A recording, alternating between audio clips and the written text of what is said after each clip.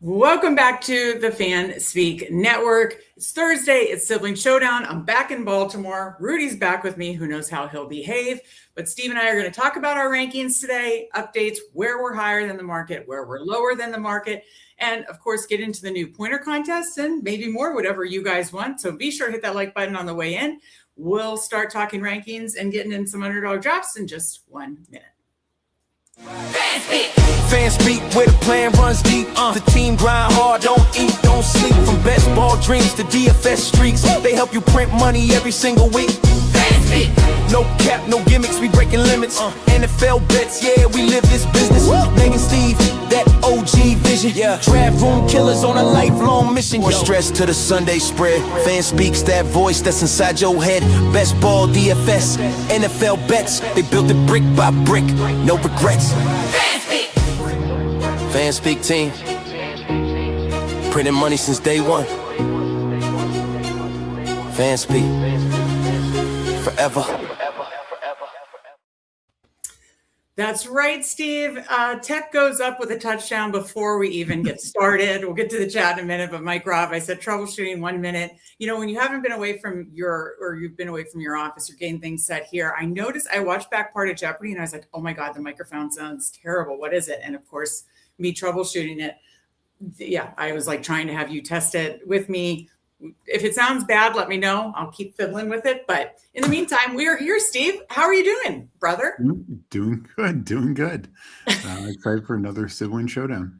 Exactly. Sibling Showdown tonight. Our full rankings update, as Mike knows, he always comments that you'll see posts from me at 1 a.m. Expect another one, 1 a.m., where I'll say all our rankings are updated with the photos and everything.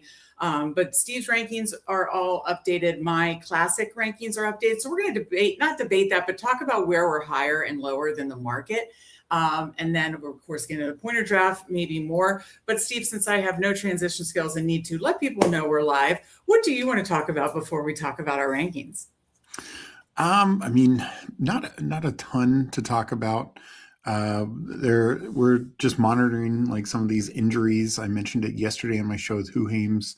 One of the big things that is surprising me is we're hearing a lot of buzz about the Chris Rodriguez injury, but not a lot of buzz about the JCM injury. And there's even less information and data on that one. So it's just funny, like what hits the market and what doesn't, like what people react to and what they don't. One positive news, I saw today, Jalen Coker signed an extension with the Panthers. So feeling good about my Jalen Coker shares, that he's going to have a pretty good role since they're paying him some decent money. And I think that pretty much puts the nail in the coffin of Xavier Legette at this point. But right now with these mini camps and things, we're starting to get some information. I saw like Bucky was doing some individual drills today, but he's not close to cleared for contact. Of course, yesterday or the day before, the Malik Neighbors report that he was like 80%, where he, from surgery. So not exactly great there. Just a lot of interesting little tidbits coming out from these mini camps, but also a lot of it is probably not that actionable. Veterans are going to get snaps before rookies and new guys. Now, some, I think it's interesting. Like I mentioned this also with Who Hames yesterday. George Holani is taking first team snaps over Emmanuel Wilson, also over Jadarian Price. I don't think that means Jadarian Price is going to be dead, but I do think it probably is signaling Holani's probably at least on par, if not above, Emmanuel Wilson. One guy gets drafted in every draft and one guy never gets drafted. So I do think that should at least be flipped a little bit. Why don't you tell about I'm almost done. Why don't you work in your article that I just posted last night? Speaking of Holani, I talk about Keon Coleman a lot. There's a couple other ones like Colby Parkinson in there as well. Yeah. I think there's just a lot of guys that are not getting fully drafted right now that probably should be close to, if not fully drafted. I mean, the idea that we're fully drafting guys like Tyreek Hill and Brandon Ayuk and, other guys who might not play down this year, but guys like a Keon Coleman, a Colby Parkinson. Colby Parkinson is likely the Rams' number one tight end. He's likely to have the most snaps, likely to have the most targets, likely to have the most red zone targets. And he is not 100% drafted anymore because of the Max Clare draft pick. I think that's wrong. You know, this is a great offense. If it was a bad offense, I can understand staying away from it a little bit more. But we saw last year, like, touchdowns can just break his way. He's an effective red zone weapon. As a third tight end to just throw into your lineup, anytime he scores a touchdown, he's probably hitting your lineup. And, you know, that is probably going to happen at least 4 to 6 times. So I think that's one. I just mentioned George Holani. Like you said, Keon Coleman is one. And he's basically battling Josh Palmer to be Josh Allen's number 3 receiver, and probably a better red zone role than, say, like Khalil Shakir. So again, not the sexiest pick, not he's not going to be the second rounder we thought he was a couple years ago. But if he has that role, he should be drafted. I mean, there's so many receivers from bad teams getting drafted ahead of him. It's pretty wild. Okay, we're going to interrupt you. Tech is up 14-0. I can't scroll to the place where I want to put the graphics in that Coolers gave us. So I had to come back out. And while I'm doing that, this is sponsored by Jeff. Just kidding. Wish it was to load up Rudy. But talk about that. I'm going to come in, get those graphics, and then I will be ready to roll. All right.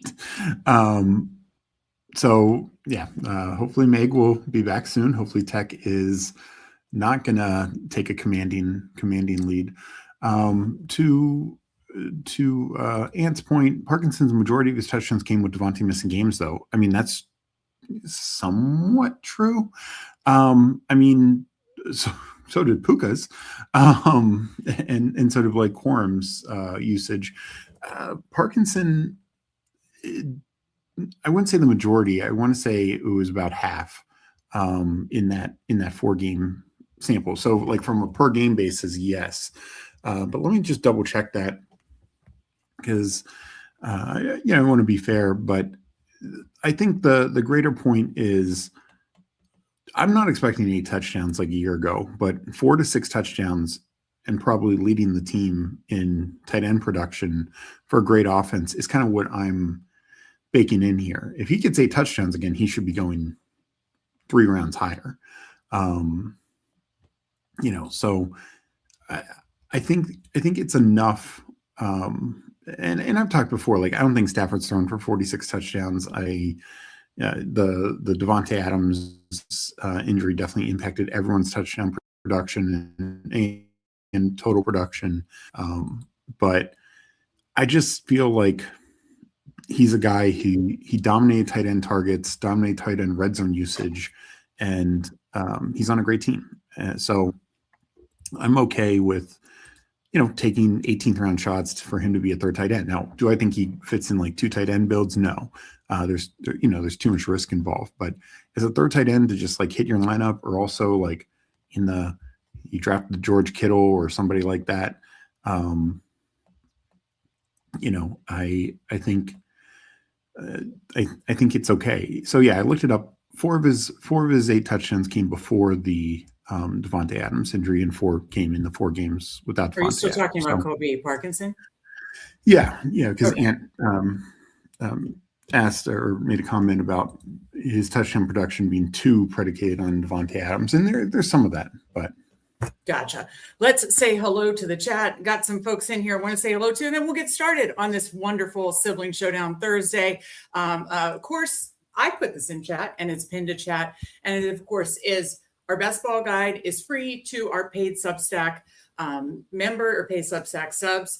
And this isn't just for best ball season, folks. This is year-round content. Best ball, DFS, Underdog Dailies, NFL bets. You'll get tons of fun Degen stuff for us in season 2. But then, of course, we have you covered all best ball season from the time the big board drops until Labor Day, essentially.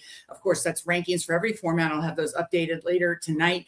It is articles. And then, of course, you get our free 400-plus page best ball guide, which I'll probably bring over multiple times today. So all that for less than $30, not a month, an entire year. So it certainly doesn't, prevent you from getting other subscriptions too. I think it's good to see what multiple people in the market think. So less than $30 a year with the 20% off code link there in the description and in the chat. Please check that out. It really supports and helps us keep this thing moving. Now, did you see the poll, Steve? I said, which sibling do you agree with the rankings? He said, this poll's a trap, people.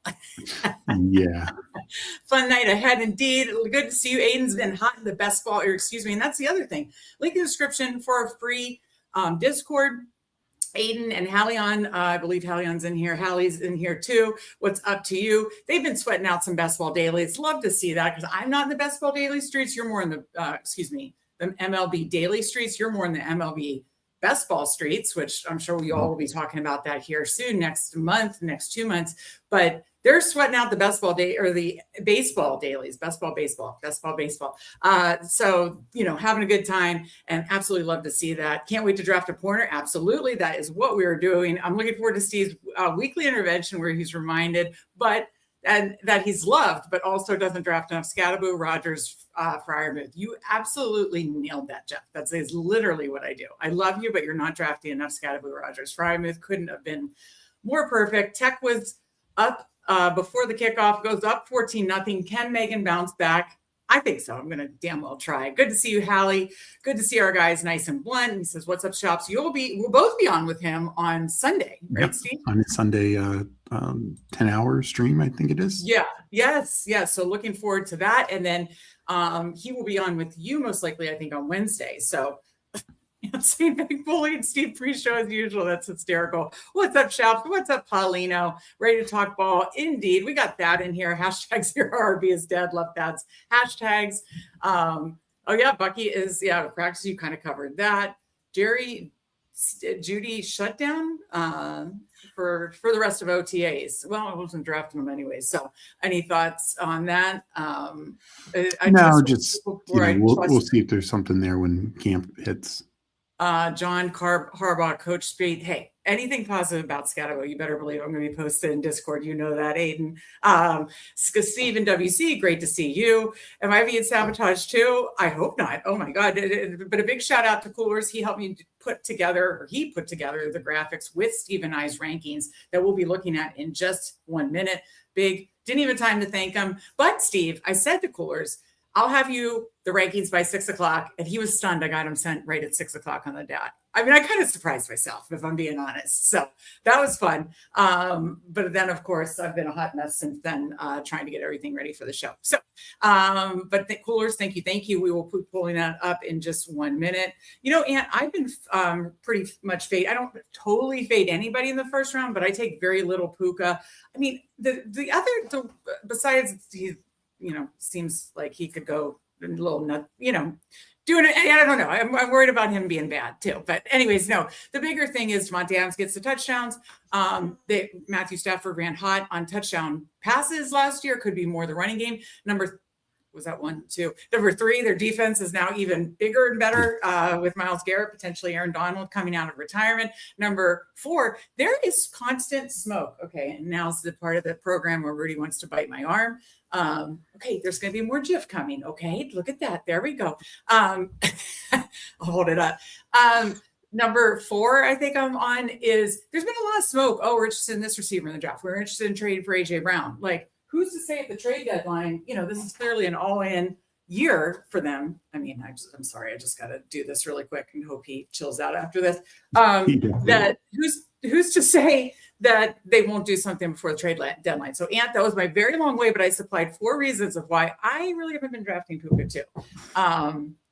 Leaving us again. What is, if you aren't being draft braided or, yes, I didn't mean to leave you there, Steve. Parkinson's a good late-round pick. Yeah, good to see you, Mick. NASCAR Meg has never had these problems. I know, when I'm dressed like the NASCAR driver and head-to-toe underdog, not a problem. We got Crossface in here. Good to see you as well. Any reason I can't use my Steve emoji? It's you type in : rookie whisperer, I think, Steve. : I think is how now I'm guru, I think. Is it rookie guru? Okay, yeah. : rookie. Let's test it as a team here. I don't know. I just did it from here. Does it show up? Colon Rookie Guru, Colon. Good to see you, Steve. Easy night, just doing one draft at a time. Yeah, that's easy breezy compared to our members only for when we did 10 puppies at the same time, members only on Sunday. Again, members only, another link in the description. We have Substack. We've got Discord, that's totally free. And of course, members only is just $3.99 a month if you want to support the channel, support us, and join us for 2 extra shows per week. Mike put in Discord, Steve, did you see there's like 246 stream draft? So you get the emojis, you get the team reviews, you get a team contest. So every Fanspeak fam draft is being tracked for data, for contests. So cool. Mike's already tracked 246 Fanspeak fam drafts. What do you think the number, Steve, will be? You think about it while I finish talking about the YouTube Membies. By Labor Day. I'm going to guess 648. I don't know. I'm just making shit up. It's at 256 now, I think, give or take. And then, of course, 2 extra shows per week with the Shoup. Do you have a number guess?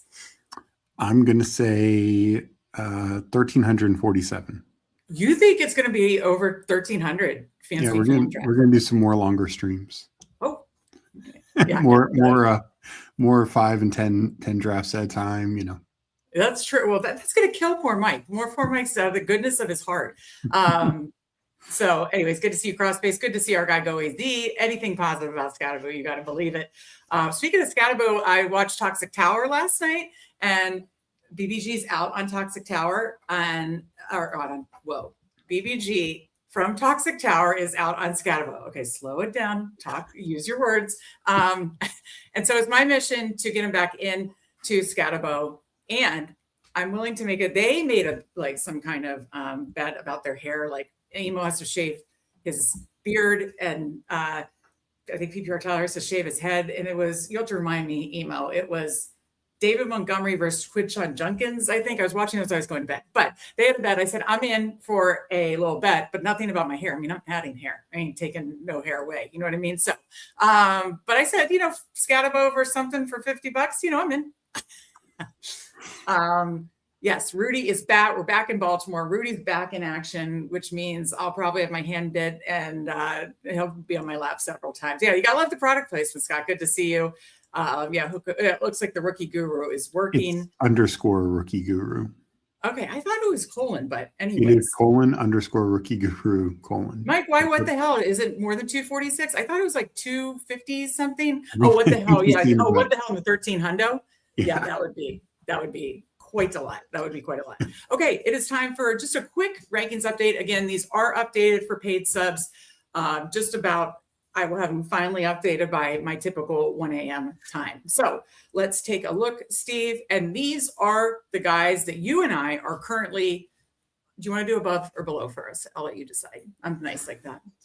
Okay. I always just defer to my brother. Let's do above market. Okay. Above market first.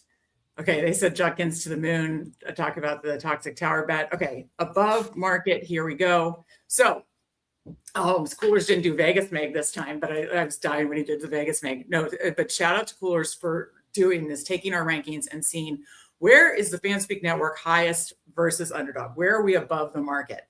So for me, no surprise if you watched the Fanspeak YouTube member stream, you saw me draft Lad McConkey a gajillion times. That would be why, because he was at the top of my board and I was using my rankings.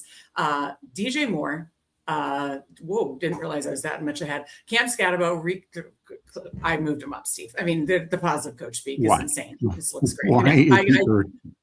It's Steve, because he's going to keep moving up. I think he's going to be fully at the 3-4 turn, and I just want to be ahead of the market. I want it to be known. So I'm going to move him to 50. And I'll tell you what, I was going through data today to finalize the rankings. And if you look at, if you would have taken out so if you would have said, first of all, his points per game was higher than several people that he's below right now, obviously. But even if you would extrapolate it out his season, he really only played like 6 full games because he played like 12 snaps week 1. Come on, Rudy. He played like 12 snaps week 1. You don't want to see the battle that's going on behind the scenes here, Steve. And then he obviously went out right at the beginning of the third quarter in week 8 when he got injured. After you, Zach Bond, I hate you. So he played like 6 full games and was a usable or spike week all those games. If you extrapolated it out, it would be higher than, Javonte Williams and that kind of stuff. Now, again, I'm not saying it would be exactly that, but like it wasn't just the one Eagles game. It was like he had usable weeks pretty much all 6 of those weeks. So I just like, I think if he would have played a whole season, like look where Hampton's going. I'm not saying he would go where Hampton is, but if he would have done even close, like 70% what he did in those 6-7 weeks, I really think he'd be like firmly 3rd round. So I want to be ahead of the market. Okay. Rico Dowdle, Michael Pittman. Obviously I'm big on the Aaron Rodgers, big on the Steelers being the most undervalued stack, could be a top 10 offense with Mike McCarthy. And we're getting massive discount. And of course my guy, Pat Fryermuth. So no shock that I have the whole Steelers team pretty much there. And then Brock Purdy, Baker Mayfield. I just think those 2 particular quarterbacks are going way too low. Chris Rodriguez at 107. Again, I'm team Rodriguez over Tootin. And Cortland Sutton, like you, I think he's still an excellent red zone threat. Again, this is for Underdog specifically. So that's mine. Let's take a break from the graphic and you tell me, what do you think of who I am way above the market on? And then we'll discuss yours. Well, can you have the graphic up so I can? Yeah, I thought people just want to see my face. Just kidding. Okay, go ahead. I mean, there's many of these that I agree with. I don't want to get too far ahead of my skis on some, as much as I love Rico and argue for him, quite a bit. I don't know if I'm right there. Same with Cortland Sutton. Like you're like the biggest Cortland Sutton bull in the world. I mean, I am, but I think you have higher than I do now. I was just trying to copy you. No, I agreed with you. Okay, go ahead. But no, I mean, I agree with a lot of these players and takes, and you'll see many of them are on my list as well. The Chris Rodriguez one, I do, the injury is the injury and they'll bear watching, but it does sound like he'll be back and ready for camp. So that'll be the real deciding factor for that, in my opinion. But because if he is healthy, I do think he has a path. But overall, I mean, I love Ladd, but I don't know if I want to be around ahead on Ladd. That kind of stuff. So I think just a couple like Scatterbo, like Ladd, just go maybe a little extreme. Steve, when have I ever been extreme? Pat Fryermuth, do you need to take him 25 spots ahead of ADP? Steve, you know damn well, don't even start with me on this because you know damn well, I've lectured you for being way too ahead or below the market. And I think our viewers and Substack users of the rankings are educated enough to know that you don't have to take them there. We're just saying that's where we have them ranked. You obviously still want to play the room and everything. But yes, I think he's better than the other. Do I think he's better than TJ Hawkinson? Fuck yeah. Okay, go ahead. Yeah, I mean, I just don't know, like, Hawkinson, Dalton Schultz, those kind of guys. I moved BTJ up a lot this today, and it's just probably versus the market. We're not showing it yet, but I am really, really like buying into the stuff we're seeing with a healthy BTJ. I can't. Can we change the Scatterbo Speak network? Hysterical. Scatterspeak. Any other thoughts on my list, Steve, before we get to yours? No. Okay, well, let's go to your list. So this is, again, still the above market. DJ Moore, we both are. You're even higher. Okay, so so you're not making fun of me about being 2 rounds ahead of guys. Certainly not, because you're 2 rounds ahead on DJ Moore. Yeah, but I can argue the path for why. I can argue the path for why. Oh, my God, we are going to fight. I am so annoyed. I can argue the path for why. Here comes the exactly. Chair. What's that? I said, here comes the chair. Steve, that was like 17 years ago that I threw a chair, kicked a chair at you. Come on. Okay, Steve. Your path, because I just breezed by it for mine. Why is your path so high on him? For DJ Moore? Well, we literally talked about this a week ago, but he can be and should be Josh Allen's number 1 receiver. When Josh Allen has had a clear number 1 receiver in the past, i.e. Stephon Diggs, that guy was a top 12, top 15 receiver at worst. In many years, it was like 7 or 8. So that's an upside path to DJ Moore, particularly with Joe Brady, who knows him as well. I just don't think there's a lot of threats there in the offense. I also think Joe Brady we could see an increased pass volume this year if Joe Brady's getting more aggressive, which some people I think make the strong case that he will. I mean, Sean McDermott was a very conservative coach, defensive-minded coach. And I just think Joe Brady could be more aggressive, which leads to more Josh Allen points, but more opportunities for Moore to, be a true number one in an elite offense. Those guys go much higher. Okay, and then talk about your other ones. I mean, I'm pretty close to you on Drake May. You have Ricky Pearsall. We're both on Aaron Rodgers and the Steelers. Braylon Allen, Michael Pittman, another Steelers player that I'm high on too, obviously. Dubs, I'm surprised on Dubs. Why? You'll have to explain that one to me. Myers, surprised on Myers. Butte, Katron Allen, I get Concepcion in Boston. Having two Browns on this one, you're making fun of my shit. How do you have two Browns ranked so far ahead? Well, I think the market's wrong on the Browns. Maybe they're wrong on one of them. That offense ain't carrying two receivers. At their current market prices, yes, and even at my current listing, 102 and 142 is not that hard to hit. And I think the Browns are a bad offense, but I don't. If Concepcion is their number one receiver, he is going to return value on definitively 115 and pretty certainly 102 as well. Same with Denzel Boston, and Boston has just the touchdown upside where even if his targets are low, I mean, at worst he could be, like just a red zone weapon. So I think they're, for so many other players, people just use draft capital as like this like, yep, that's why he's there. But for these Browns receivers, they're not getting that benefit of the doubt. It doesn't make any sense to me. And many of these guys go to bad offenses, right? Like Jeremiah Love is going to a pretty bad offense, and yet he still goes pretty high in the draft. Let's not put people asleep with the Brown stuff. Why are you Braylon Allen? You're the one who said it. I did say it, but I mean, let's keep it moving. Braylon Allen, why that one? Picked out the ones that you you're thought high on I was Braylon Allen. Also, I'm just a little higher because simply Breece Hall's just never had a goal line role, never had a short yardage role, goal line role. Never been a big touchdown guy. Not that I expect a ton of Jets touchdowns, but also like it won't be vultured by Justin Fields this year. Also, a couple early touchdowns last year before Braylon Allen got hurt probably could have been Braylon Allen touchdowns if Justin Fields didn't take them. Like Aiden says, Isaiah Davis is the only other running back on the team. I'm assuming Braylon Allen's fully healthy. I haven't heard anything to the contrary on that. And I just think he balances, Breece Hall pretty well. And for where he's going, like I have him at 178. That's roughly where I have Sean Tucker.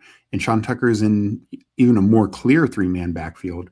Braylon Allen could have Sean Tucker. I'm actually surprised Tucker didn't show up for me. I have Sean Tucker pretty high too. And I think we're both bullish on him just in the situation of the potential goal line role. But I agree with you there. I think people in the chat asked, anybody else specifically you want to talk about? Well, the Romeo Dubs, like, yes, AJ Brown's there, but he's the clear number 2. He goes pick 100.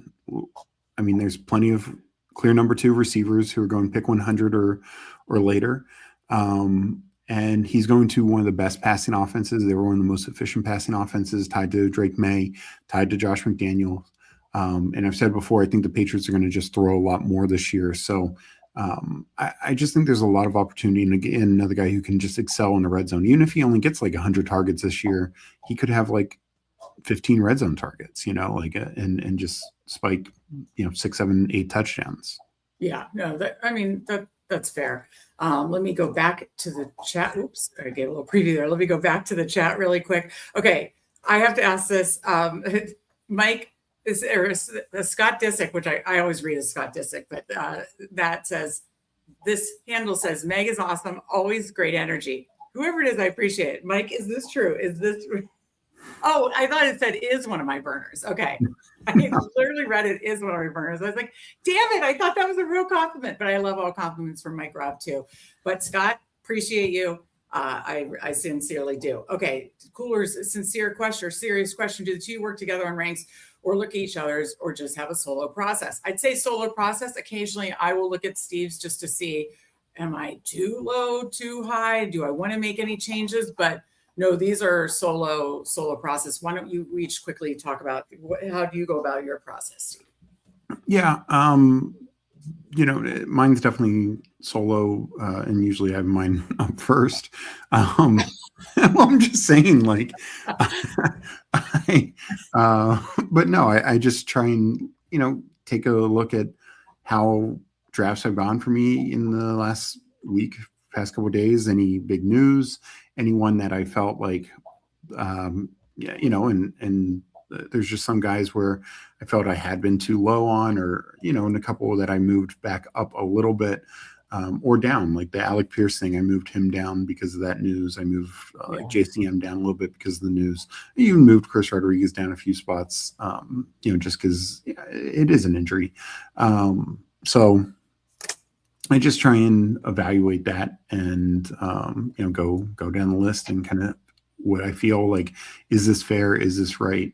How do I want to approach them? Yeah, I take a look at, kind of last year for the players that situations haven't changed with competition or coaching staff and kind of then, but everybody's situation has changed. But I use a lot of like what happened last year and then try to add in and project the additions or subtractions in the competition of the room. Like Terry McLaurin, I moved up and I want to move up more even because it's like, I don't think the Washington offense is going to be good, but I think his target share could be insane, and I know you want to start to even get more projection work to be more like true projection based.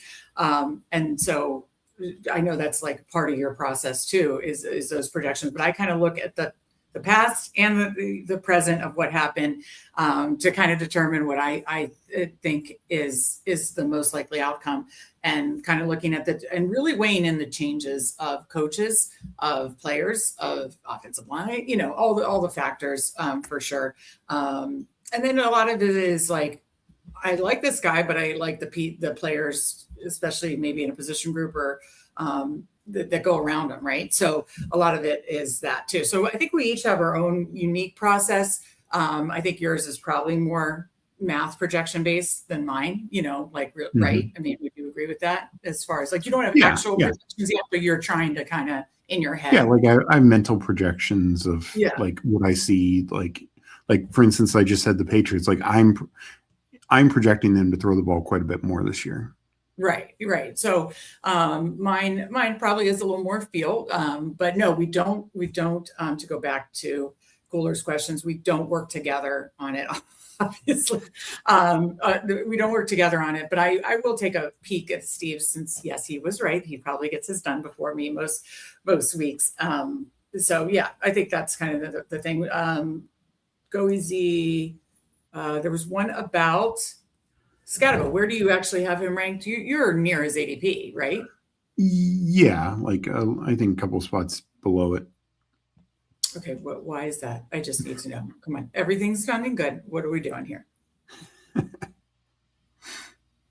I don't have I just like the guys that I put above them. Okay, and sometimes it's like that for me, but how do you like the guys more? I mean, you got me hooked in Scatterbo. I think like we were right last year. We got just absolutely screwed by the injury, and I'm doubling down. And I don't see like John Harbaugh loves him. I feel like we need to double down, Steve. I'm worried about you. Yeah, I mean, my only concern is I think the Giants are going to be an average at best offense, and No, did you see? I didn't even know that coach that got fired from Tennessee Titans, the head coach. What's his name? I didn't. Is he he's the quarterback coach? What's the dad coach for offensive line? Brian Callahan. Thank you. I didn't even realize they actually have a really solid group of coaches. And I know people are grossed out by Nagy, but like they have a solid group of coaches. So I don't know. Paulina says, as the season gets closer, projections get more powerful. Yeah, that is true. And Steve's is definitely probably more numbers based. Been saying Giants this year, Raiders from last year. Oh, I don't have Pete Carroll vibes at all. I'm going to disagree with you, Ant, but respectfully disagree. Getting function together. I mean, they do both break tackles. That is correct. Okay, I think I covered the chat. We talked about the guys we are higher on. Now let's talk about the guys we are lower on. And we'll probably have some of the same names here. Like I can see Rice and let's see at a quick glance, Ted Hurst. I mean, some guys are high, some guys are low. I'm trying to do a quick cross check. Do you see any others, Steve? I mean, Parker Washington, Stribling. There's a couple, yeah. So there's a couple. My list: Trey McBride. I'll give like a super quick answer for each. Trey McBride. I think it's going to be Carson back in the money weeks. I think they're going to run more with Jeremiah Love, and so I don't like elite tight ends anyways, but I certainly don't like elite tight ends that I don't think have good projections in the money weeks. Rashee Rice, I meant to actually raise him up a little bit more. I mean, we all know the story on Rashee Rice. We're both low on him. It's just, I just think he's a scumbag human, and he could have already done something else that we don't know about that he'll, could be in jail or suspended for. I also think, as Matt Harmon is one of my favorite receiver gurus, and the best receiver guru, and said kind of the PPR scam stuff wasn't working. He ran hot on touchdowns, and now they have Kenneth Walker. So what I'm personally doing with the Chiefs offense is, I still think they're going to score plenty of points this year, but I'm leaning into Kenneth Walker. So Garrett Wilson, love Garrett Wilson. Don't love the quarterback. Don't doubt the talent. Their coaches are like boomer coaches. If you think Giants are bad, I think the Jets coaching staff is eeks. Because who's the OC there, Steve? Frank Wright. Yeah. So I'm not, it's the Jets. I mean, I know you can't blanket do that. And I know some people talked about, we're getting these opportunities to take advantage of this and yada, yada. But it's hard for me to put American dollars on the Jets or Browns. It just is. Stribling, I just think it could be more of like a blocker year one, not really have the weapon type situation unless there are injuries. And I hope there's not, because I'm drafting a shit ton of Evans and Ricky P. Tootin. Okay, so here's the deal. Like, we're talking about like Scatabo versus another sophomore running back. People are obsessed with Tootin, the slappies, whatever you want to call it. And Steve, let me, while you're talking, I'll pull up the Spike Week charts. I mean, he did nothing. I understand HN is gone, but like Chris Rodriguez, I'm not saying is going to have all of what HN did last year, but he could have enough that I just don't think he deserves to be skyrocketing to this area when he did not do much at all. And then people are poo-pooing Scatabo, who did nothing but produce. Parker Washington, I've had a hard time believing it. I do need to move him up. I moved him up, actually, and I probably should move him up some more. Where are you? Oh, you're lower than me. Okay. Yeah. Now with the BTJ stuff, I told you almost every week I talk about that the Jaguars room kind of cripples me. And I just take a lot of the arbitrage. I take a lot of Hunter. And I'm still going to take a lot of Hunter. I'm really, really getting in on BTJ. So I think I'm going to have a lot of BTJ, a lot of Hunter, and I'll just probably have like 4% of Jacoby Myers and Parker Washington. And could that be a mistake? Sure. Anything like that could burn you. But yeah. And then, excuse me, Ayuk, no, nothing needed there. I know I have battled with people on Twitter about this. I mean, I really think, he even said in some of his crazy rant tweets, when someone picks me up in 27, like I think the guy might not play this year. I could be wrong. And if it's Washington, I won't be a fan of them. Waddle, listen, it's not just like the injury history. It's that, coming to a new team, I don't know that we can expect he's going to do what he did 2 years ago. Sutton is still there. I don't know why. Sutton is as you've always given credit to Sutton, his red zone ability. I just think in a half-point PPR on DraftKings, I would have Waddle ranked higher.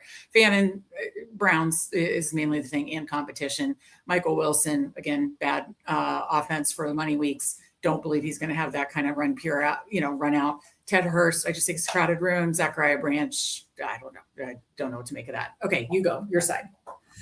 Yeah, I mean, Rice, I am lower just because I just think there's a lot of points of failure that people are just ignoring. And even the upside case, to your point, I think is not as high as people think with Kenneth Walker, with Xavier Worthy being healthy. I think that is a factor. And yes, with the Travis Kelce, last dance. Yeah. Because it was pure touchdown volume for Rice last year. And if those go away, because that's not like totally his game, then he is just, a better Wan'Dale Robinson. And, that's just kind of the thing. Parker Washington, kind of the same points that you had, is just, I see a former, first round pick who had a great rookie year. I see Jacoby Myers, a $20 million man. I see another first round pick who, if he plays any wide receiver, he might be the most talented receiver in the room. And then I see that they just drafted a bunch of extra tight ends to go along with Brenton Strange. They're probably going to be in 12 personnel a lot more. I think Parker Washington loses snaps before those other guys. Jalen Warren, kind of the same thing. It's just the price is wrong, so I want to try and fix it. Maybe I should have Dowdle higher and Warren up a little bit, but no way to me should Warren be going 76, given his career track record. He literally doubled his touchdowns of his career last year. And now, is Rico Dowdle coming in? And, there's that was just a Jeopardy no question last night. Dowdle is just like solid, been solid. Yeah, I mean, back-to-back 1,000-yard years, has as many catches the last 2 years as Jalen Warren does. Just obviously a much better red zone role, et cetera, et cetera. QJ, I just believe a little bit more in Trey Harris. I think it's not as a lock, and I just don't know if he's a great fit. Fannin, you talked about as well. It's just the Browns, and in part because they did go out and draft 2 high receivers. So, the idea that Fannin is going to be this like Travis Kelce focal point of the offense is probably not true. Right. Keaton Mitchell, I mean, he just never gets 10 touches in a game. So his chance for fantasy production is there's no ceiling production. Like he does have 1 20-point game in his career because he had 2 like long touchdowns, 1 receiving, which is not a big part of his. You do need to remember that is in his bag, and he can do that. And he's with the guru of speed. That is one thing. I understand, but he's also got Omarion Hampton, Kamani Vidal, and they have speed for days at wide receiver and tight end. There's so many other weapons out there. Like, how are you getting the ball to Keaton Mitchell more than 10 times a game? Like, it's just not – your chance for him breaking 2 long touchdowns again is minuscule, like totally minuscule. And if so, it's 1 game. Okay, and go through the rest as that's on full enough. Tank Dell, I mean, coming off back-to-back major injuries, Ted Hurst – and it's like I could move him up a little bit, but it was kind of my point of Keon Coleman. Like Keon Coleman has a very clear path to number 3. Maybe Ted Hurst does, which would mean McMillan is being drafted way, way too high. But it's just like there's 3 other receivers on that team, and can he carve out a role above them? Kind of same thing with Stribling, like. Yes, high draft capital, but it's a very crowded room on a team that doesn't go into 11 personnel a lot. And then I'm just a little bit more cautious on Jonathan Brooks, more cautious on Blake Corum. As I mentioned before, like most of Corum's usable weeks came after Devontae Adams' injury. And this is not a split backfield. Like the Monangai Swift is much more closer to a split backfield, particularly as the season wore on, than Corum and Kyron. Like Corum came in blowouts and at the end of the season when they didn't have their top red zone weapon in Devontae Adams. Keep talking. Rudy just said something he wasn't supposed to. Keep talking. Oh boy. And yeah, so just kind of obviously the George Kittle thing, that injury concern. So there's been some really good reports. Are you moving the needle at all in the good reports, like really good reports lately? And Twitter doctors are saying as such too. Not really. That's being stubborn as shit, and I'm worried about you. The Jonathan Brooks thing, like I'm talking about George Kittle right now. I know. I'm going back to like other points. Jonathan Brooks, I struggle as he creeps into the top 100. I think that's getting a little too rich given his injury history.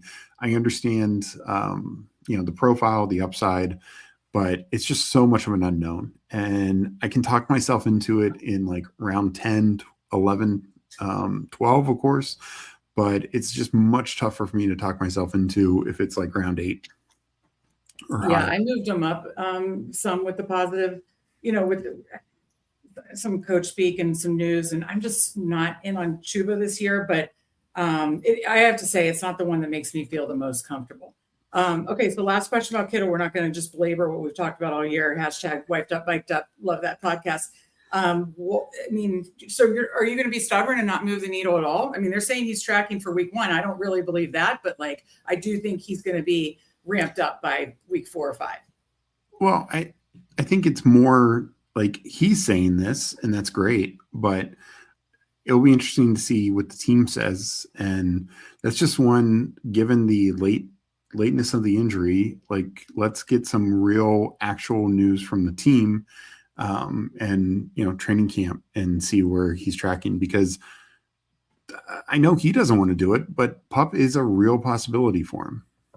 Well, that's not what the reports are saying, though. I don't know that but the reports are coming from George Kittle. And like his agent and stuff like that. Like they're not coming. This is not Kyle, on the mic saying George Kittle is ready for week 1. Right. Okay. That's fair. All right. Rudy's being so bad. I might need to put him on in the crate. I'm so frustrated. Okay. Our transition back to Baltimore is going well. Let me catch up with go back to the board, our faces. If you see this is what Rudy did while I have his leash on. Okay. He's coming behind me. Hopefully he stays. He chewed his poop bag thing. He was being so good. And I thought he was chewing his bone. And I was like, oh my God, this is so great. He's being so good. Nope. He destroyed this. And now I can't get it off. And he's look at this cute little monster face. Rudy's going to camp in about a month and a half. So everybody wish Rudy luck at camp. Okay. Let's catch up with chat. There's a couple new people that came in, and then if you missed it from the top, we are drafting a pointer and then whatever else the chat votes. So let me make sure say hi to some folks in chat that came in. Let me see. Look, I mean, he's just crawling under my arm. He's so bad. It's absolutely so bad. We got disbanded the Best Ball Cabal. He's eating my shirt. Best Ball Cabal disbanded. This is going so well. We got zero in here. Wanted to say hi to the new folks. Appreciate you. Hang with us. We will be doing a draft soon. Rico, the Najee Warren of the change of pace. I'm so in on Rico this year. What if Rico is actually just better than Najee? That's true too. Do you believe that, Steve? I like this. Yeah, Jonathan Brooks is the Michael Penix of Marshawn Lloyd's. That's absolutely hysterical.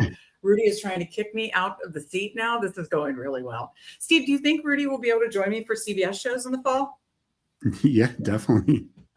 Oh my God. And he's down. Oh, thank God. He's laying down. Nobody moved.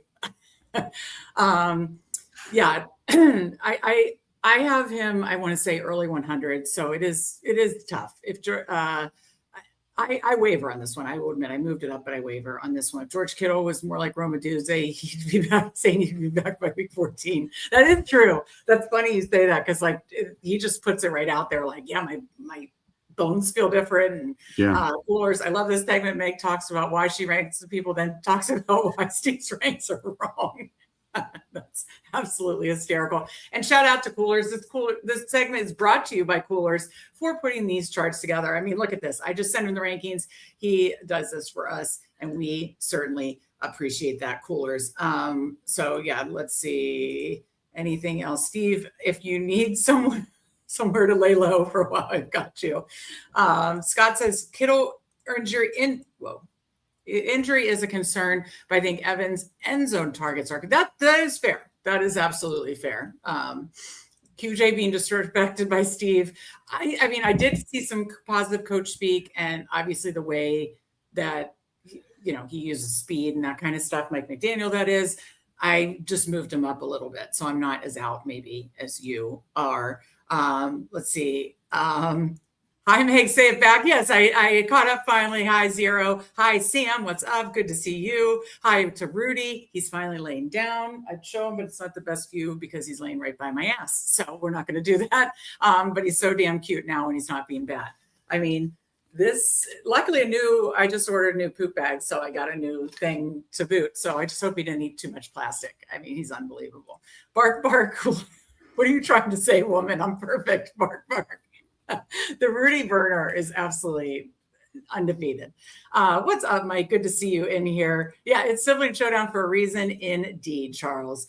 Yeah, and I have been debating about moving him up. I think that was a good call out, Steve, on that. See, we don't always disagree, not always. Quentin Julio Jones Johnson still can't buy into him. 3 tight end sets. Yeah, I mean, are you worried about Trey Harris at 3 tight end sets? Because Trey Harris is one that I'm like, should I move him up? Should I move him up? Well, I think his point is Trey Harris was out there blocking ahead of QJ last year. So if they go in through tight end, Trey Harris could be out there even over Ladd. Oh, don't say that. You see where I have Ladd ranked. Disbanded likes the colors. Yes, it's bright and summery. There we go. Okay, caught up with the chat. We broke down our rankings as far as where we're both above on the market, where we're both below on the market. Obviously, we're not totally aligned, but I think it was a good to talk through where we are above and below and why. And certainly are somewhere that we're working through, that I'm trying to bully Steve to change. Right, Steve? Yep.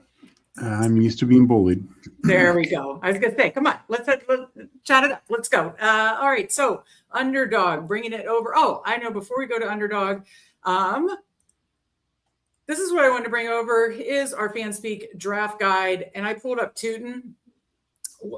Like, I understand what's his face is gone. He literally had 2 usable weeks and we're drafting him in the 50s. So is it just like, because I have to bring this up too. You didn't really love him from the college profile. Can we go back before? Wait, did I have that right or wrong? You had that right. I did not like him. Okay. I couldn't. I mean, am I losing my hearing? I couldn't hear what you said. So you didn't love it. And maybe I go back to that. Like I go back to that with him. I go back to that with even, Leggett, like you said, he's done so. But I go back to that with Woody Marks, like when in drafts where you're like, draft Woody Marks. And I'm like, why? You didn't even like him coming out of college. Yeah, but his role fine. Like, I'm sorry, I'm dying. I feel your pain on the bullying, Steve. Hashtag dumbass. Yeah. Oh my God, come on, baby. I love him. He's awesome. That is absolutely hysterical. Okay, so I know you didn't love the college profile. Before we go forward, let's go back for a second. Why, again, didn't you love his college profile? Just so we can all, and maybe I'm really taking that into my. Yeah, it's generally a very boom bust profile. And, Mike Washington was very similar this year. He's speed, that's his one calling card, and speed is fun. But we see even with receiver, it's not everything. And we definitely see that with running backs. Like, if you're an elite back, having elite speed is very, very good, very, very helpful. But there's plenty of just good backs year in, year out. The David Montgomerys, just guys like that, like who are much better just being good runners than being the fastest guy in the field.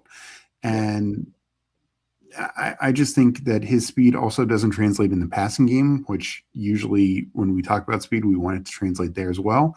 He had a ton of drops, was not a great route runner in college. Nothing he showed last year changed that. And he had drops last year? I think only like 1 or 2, but he wasn't like heavily utilized in the passing game. That's kind of the point is like, LaQuint Allen has his role as a third down back. So that limits his upside to be a passing down back. And I just feel like he's very squeezed in this offense. But his profile, he had one of the highest yards after contact in college. But the problem was he also had one of the highest stuff rates in college, and that means the tackles that he'd break in college, he'd then take 60 yards to the house. That's great. Except you're not going to do that. You're not going to take many 60 yards to the house. I don't care who you are. And B, you're probably, if you're getting stuffed consistently at a high rate in college, you're probably going to get stuffed at a much higher rate in the NFL because the tackles that you were quote unquote breaking in college are actually done by grown ass men now. And then the final point is he had a very high fumble rate. Guys with high fumble rates have a terrible, terrible track record because why coaches don't trust them.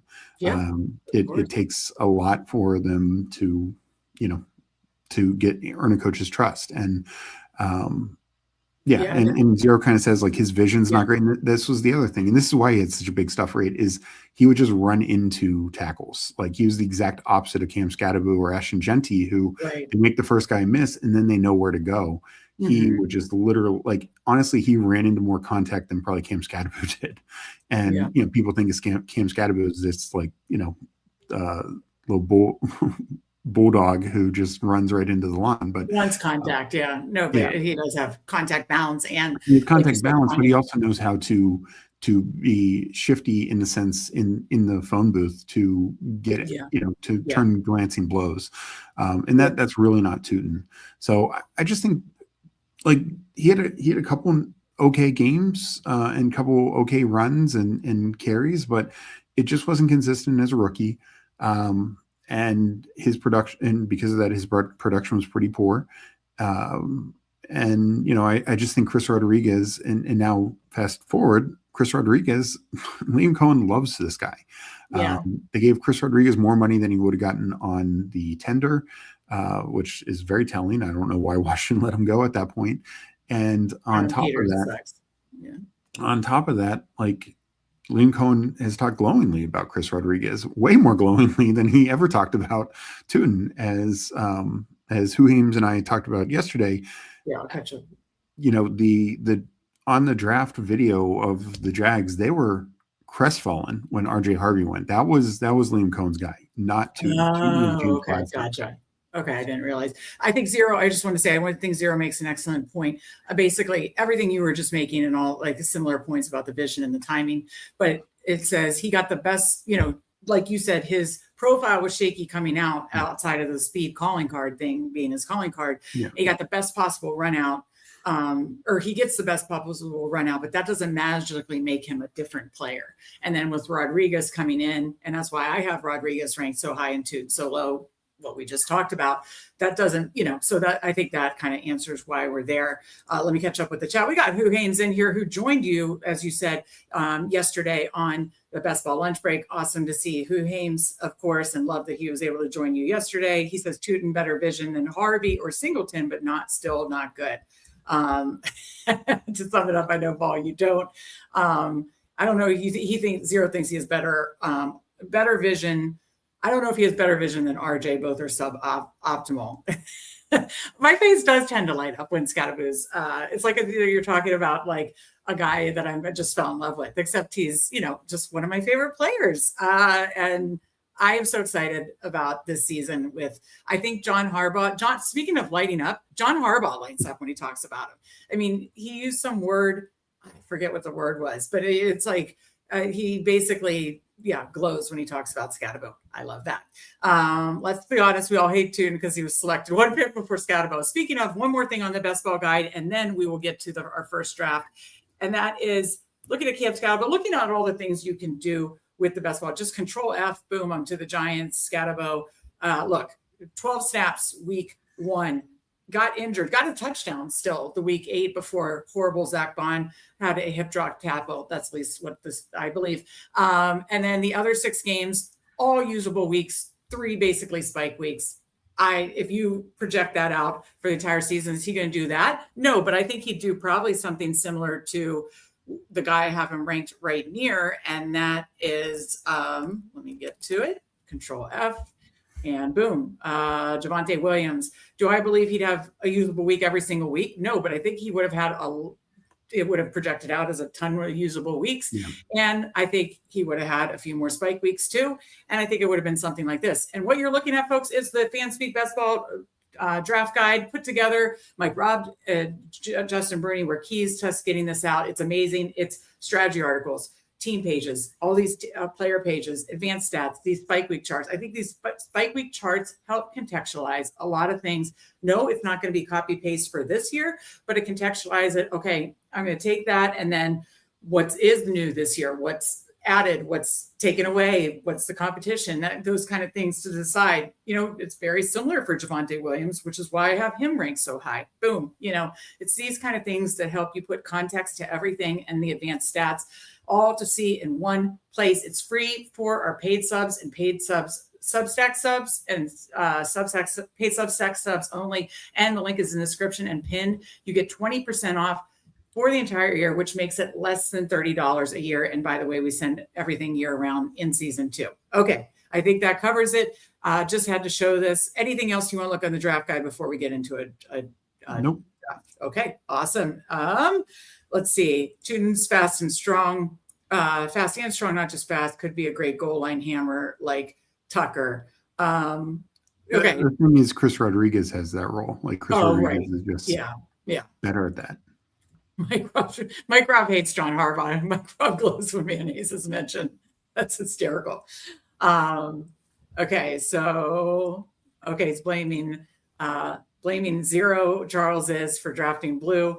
Okay, time to get into a draft, folks. If you would like to join us, we are getting into the new pointer.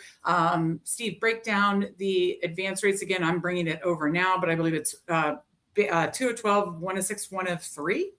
Yes. Yep. So it's 2 of 12 like normal.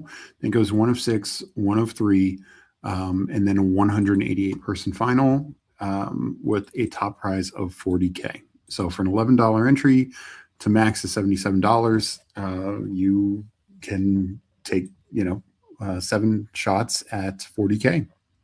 Yes, absolutely.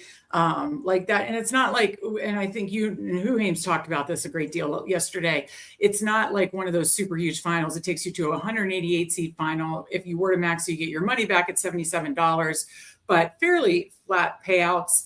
Well, not totally flat. It's not like 10% to 10th, but it's, 40K up top, 10th makes at least still through 15 makes at least still 4 figures there. But yeah, pretty cheap shot at 40K, nice advance rates and not a ginormous final. So here we go. I'm just going to enter it from here. If you want to join us, I'm counting down from 10, 9, 8, 7, 6, 5, 4, 3, 2, 1, enter.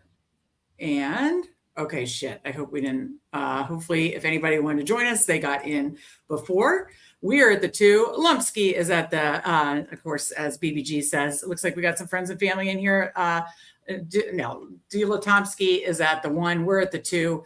Hallion's at the 4. Minsu's at the 5. Zero's at the 7. And Kung San is at the 10. And will he get Rogers? And go AZ Cards. Our guy Charles is at the 11. Big old friends and family draft. Hopefully 2 of the Fanspeak fam is moving on. Let's go. Indeed. I love it. Hallie, and hopefully you and Aiden are having a good day in the baseball streets today. I love to see you guys chatting in Discord. Again, free link to Discord there. Oh no, did you try to get in? I tried to count that slow. We got a lot in at least. Yeah. Is heavy hitter someone also? Let us know if you are. If you are, show yourself.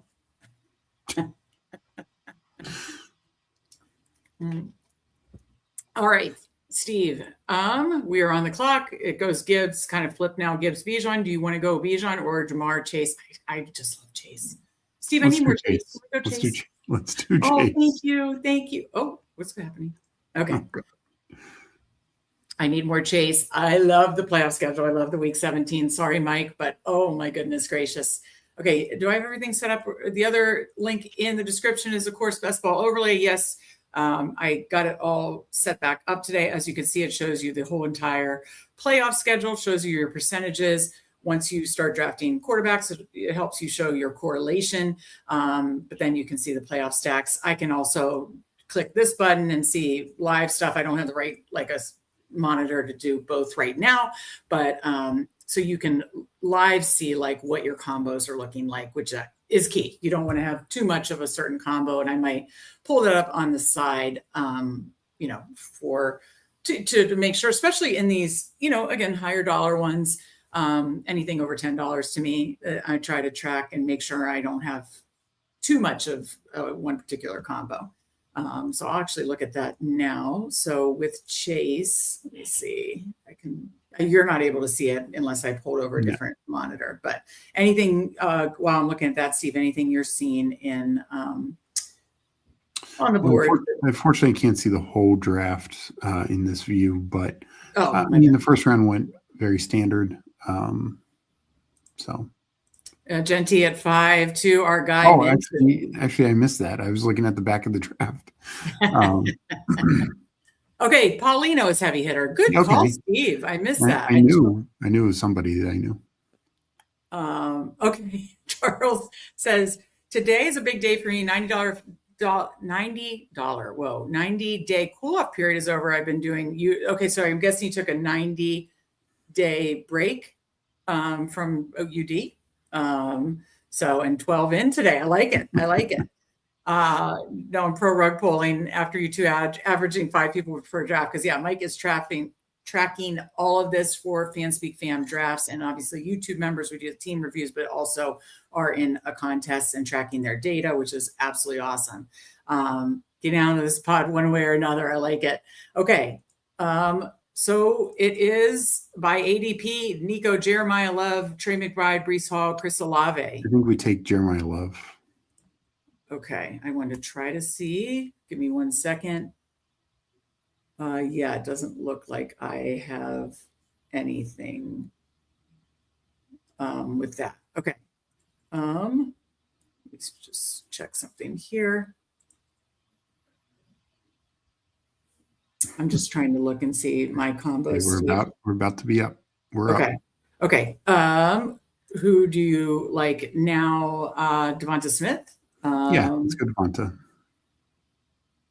Why do these percentages seem? Am I low on all these people?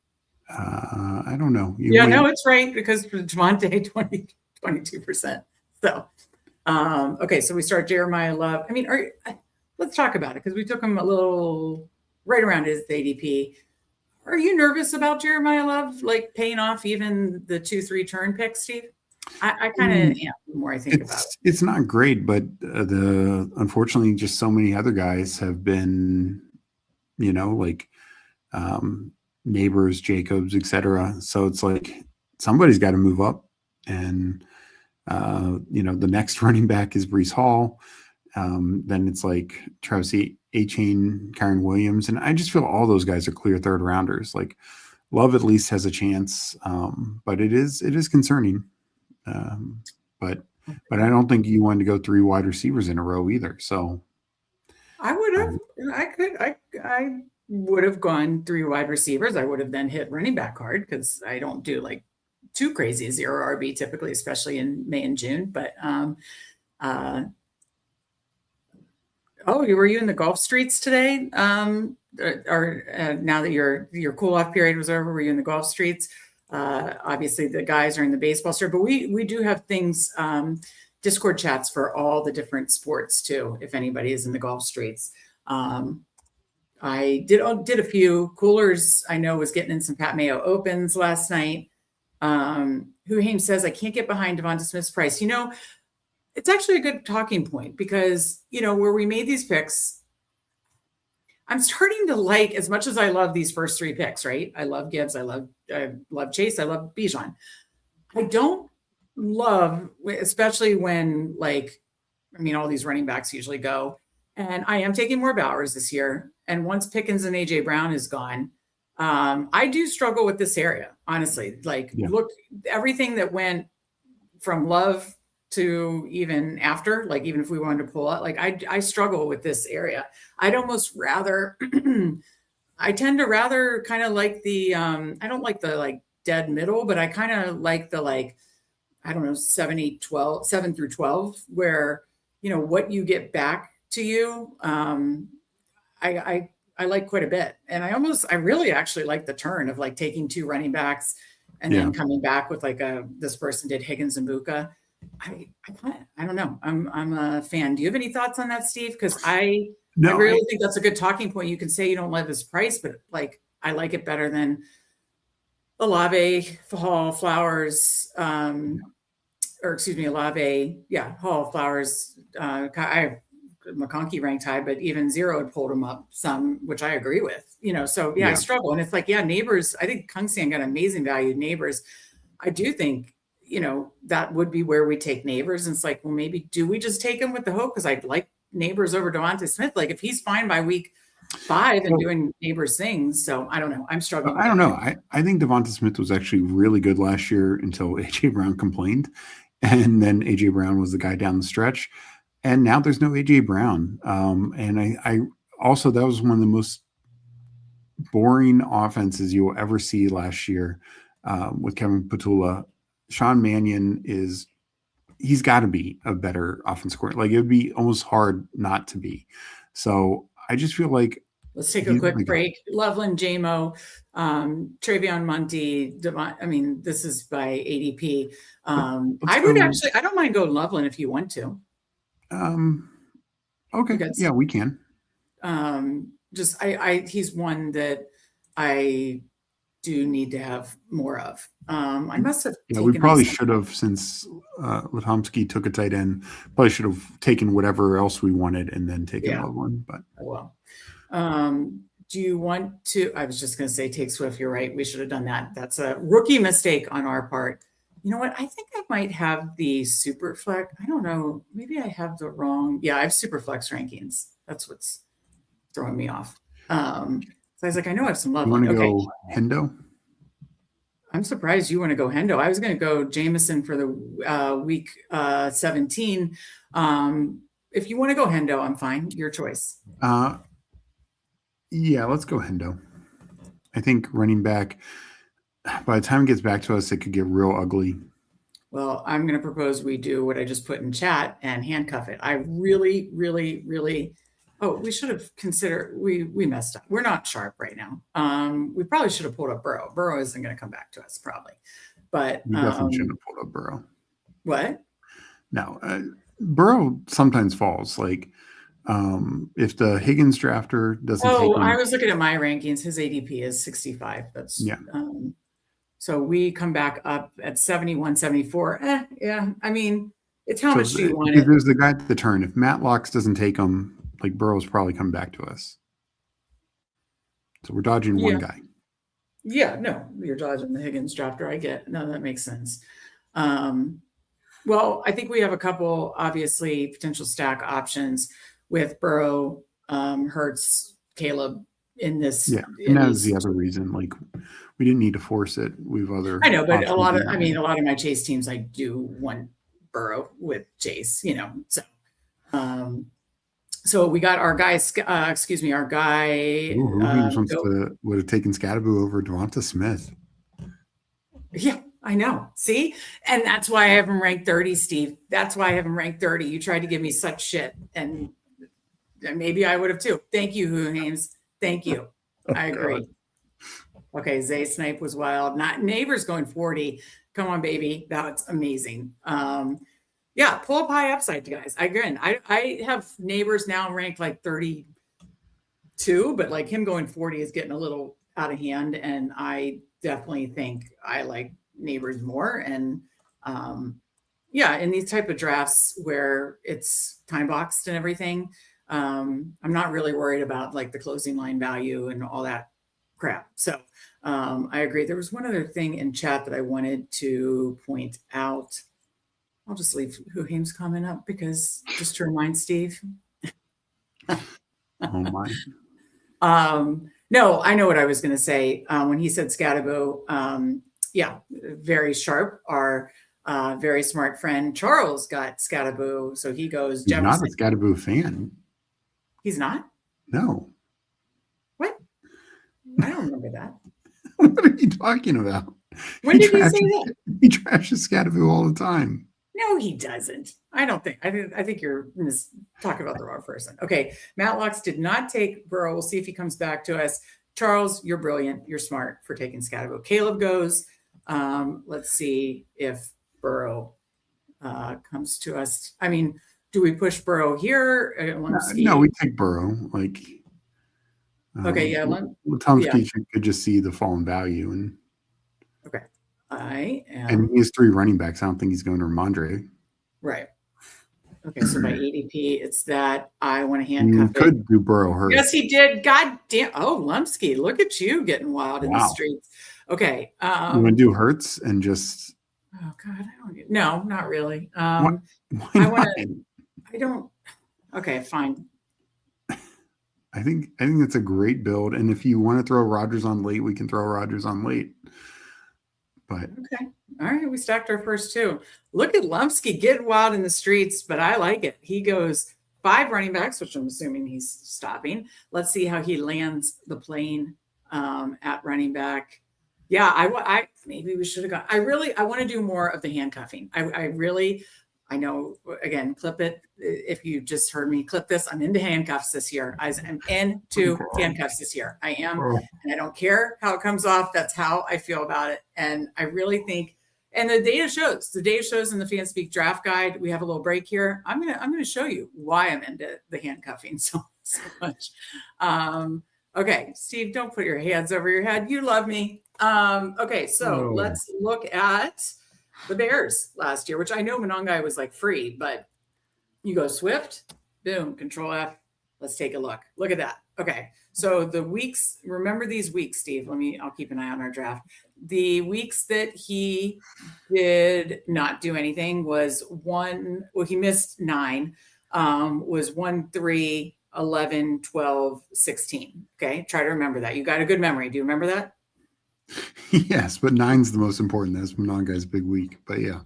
Well, yeah, that's my whole point. Okay, so 1, 3, 9, 11, 12, 16. So you handcuff it. Oh, I don't know how to spell Monongai. Okay, I could just scroll down too. Okay, boom. So there were some weeks at the beginning you didn't have either, but basically 9, boom, spike week. 13, boom, spike week. 16, usable week. They both on week 13 had a spike week on Black Friday. So we're basically, definitely on the clock right now.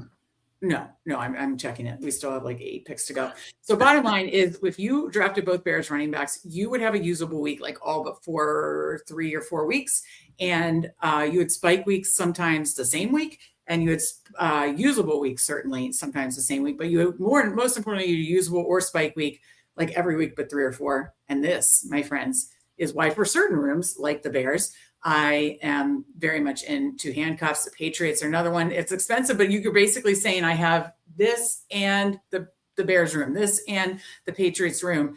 And then it's like, I love it.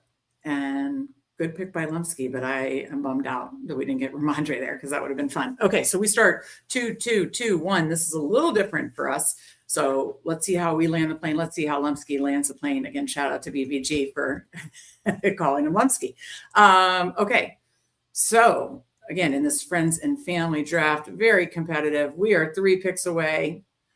It goes to, oh man, I bumped something. Tech's going to get me again. All right, Steve. We could go Monongai, who I just talked about. We could go Blake Corum. We could go. Did Pittman already go? I'm guessing. Did Pittman go? Probably not. No. Oh no. Okay. These are. Oh my god. So what do you want to do, Blake Corum? Let's take Downs. Okay. You don't want to take Corum? No, I'm not as high on Corum. Okay. Dobbins, Jonathan Brooks, or do we just make this like a team where we okay, wait, what 98 is like a quarter. Oh no, we have 2 quarterbacks. Yeah. I'm so used to not having to. I think we take another receiver here. Yeah, I was gonna say then we could maybe stop. Either Pearsall or Jacoby, any of those. Yeah, definitely Pittman or Pearsall. Pittman goes Pearsall. Yeah. I understand he's, whatever, dealing with something, but it's June. Okay, so we're at 2, 2, 4, 1. Depending on what we do, we definitely could potentially stop at 2 tight ends or 6 receivers. Let's catch up with chat. Aiden says, doing a build I never do. We'll see how it lands. Okay, let's see what Aiden is doing. So he's at 2, 3, 2, 1. Pretty similar to us. Yeah, we don't do this very often. I usually... In this area, we're like, or in 2 picks from now, we're at like 2, 4, 4, 0 or something like that. So this feels a little different, but he did something similar, double tapping Jackson, Daniels, 3 running backs, 1 elite tight end with Bowers. So yeah, it's going to be where you need to catch up. My only shares with Scat will be to snipe Meg or candles with love. Okay, you're right, Steve. So he snipes Chad with it too. That's hysterical. anytime Steve says throw Rogers on late, I'm sold. Let me get back to the draft board there. Good to see you, Mar Yidon. Good to see you. Late Rogers, come on. Okay, he's basically saying, no, it was Lumsky got Pittman. Did he get DK? Oh, no, he's got 2 quarterbacks, 2 now, too, but that doesn't mean. Who got Metcalf? Do you see? Kale Elliott. Yeah, so not a Fanspeak fan. Like, holy smokes, like 2 to win 54 like that is just too, like, people make fun of Scatterbo. Come on. That is just way too rich. Yeah, I clipped the handcuff thing. It's Meg goes to Vegas now. She's into handcuffs. Absolutely hilarious. Clip it. Nothing wrong with the handcuffs. Mike says, I feel like the charts are being used for things against their will, and they will need a shower after this. Oh man. Hey, Lumsky got Pittman. We were thinking about Pittman. Early Rogers is not off the table. Saw running backs flying off, but the lonely Rico is still hanging out. Good call, Hallie. I mean, Hallie's a loyal Substack subscriber. He knows we have Hallie ranked high. What happened to Charles for taking scat? What did he get sniped? Oh, he said at Brutal's. No, I think he said he got sniped on something, but I missed that one. Had to go make sure I heard the comments right. got auto dropped on DK for listening, but fucking that's hysterical, Scott. Oh my god. Oh god. Oh man, guys, I'm just trying to make the point to you. I'm trying to make the handcuff point, and I think I'm doing a pretty good job. Okay, so we were just talking about Chris Rodriguez. Funny thing is, our parents watch the show. Yeah, that'll be interesting. I mean, I'm literally talking about running back handcuffs right now. I don't know what you guys are talking about. Chris Rodriguez? Yeah. We only have 2 running backs. I want a projectable volume type running back, and that's what we got there at 122. What do you want to do here? We could take like another tight end and be done. I say take Kelsey and be done. Okay, I do need more Kelsey. Not the same bye week, right? Okay. Yeah, like normally I'd say Goddard, but he's got the same bye week as Loveland. Okay, so now we could do like if we did want to take a late quarterback, we could do like a 3-6-7 2 or something like that. Yep. Yeah. All right. I like that. Look at us working together, Steve. Pretty nice. Yeah. Oh my. Which comment? I'm guessing he means the handcuff comment. Okay, so Scott is at he took DK, right? He said he took DK, Steve? Yeah, no. Kale Elliott took DK Metcalf. Maybe that's Scott. No, that's not Scott. What are you talking about? He said I accidentally took DK. On DK on DraftKings. Oh my god. Okay, Charles said I had Watson, Reed. Let me move this down. My bad. That drives me nuts when I do that. I had Watson, Reed, Kraft with 3 QBs on the board before Love. Thought I could push him. Nope. Yeah. Okay. So got the 12 spot took Love and Gold. Gotcha. Punished for taking my sweet Scatterbo. I mean, I think it was just a sharp pick. I mean, if you're taking Scatterbo to stick it to Chad Candles and me or us, then you're going to get rewarded. You're going to get rewarded. Thank you, Hallie. We appreciate you using the siblings emoji. Steve says sunglasses is imminent. It could be. I once again did not get a bourbon. I should have. You can get a bourbon. We'll probably do another draft after this. I don't care. Rudy's now sleeping. Oh my God. I think I can do a Rudy cam without showing my, let's see. Look at the tongue. Hi, Rudy. He's so cute. He sleeps with his tongue out when he's so cute and he's good. Not when he's doing, I mean, I hope he didn't get much plastic. I mean, it is everywhere. Okay, we'll definitely clean that up. I I cleaned it. I mean, where did the big chunk go? Oh, the big chunk's still on the thing. I mean, this is what Rudy was playing with. And I thought he was chewing a bone. Whoops. Yikes. Oh, you're so sweet when you're not being bad. Hmm. Okay. I like Jonathan Brooks. I see him taking over. Yeah. We were talking about Jonathan Brooks in our rankings section at the beginning of the show. We're up. Oh shit. My God. Oh yikes. What do you want to do? Cross Hunter. Okay. No, it's a fall. That's a big fall. I'm being dead serious. It's a 7 fall, spots. Steve. Okay. It's a fall to your rankings. No, it's a fall. His ADP is 137. It's a fall. So 6 spots. Shut up. All right, what do you want to do? Can you sort by running back? Is there anyone? No. Okay, go to receiver. Go to receiver. Quick.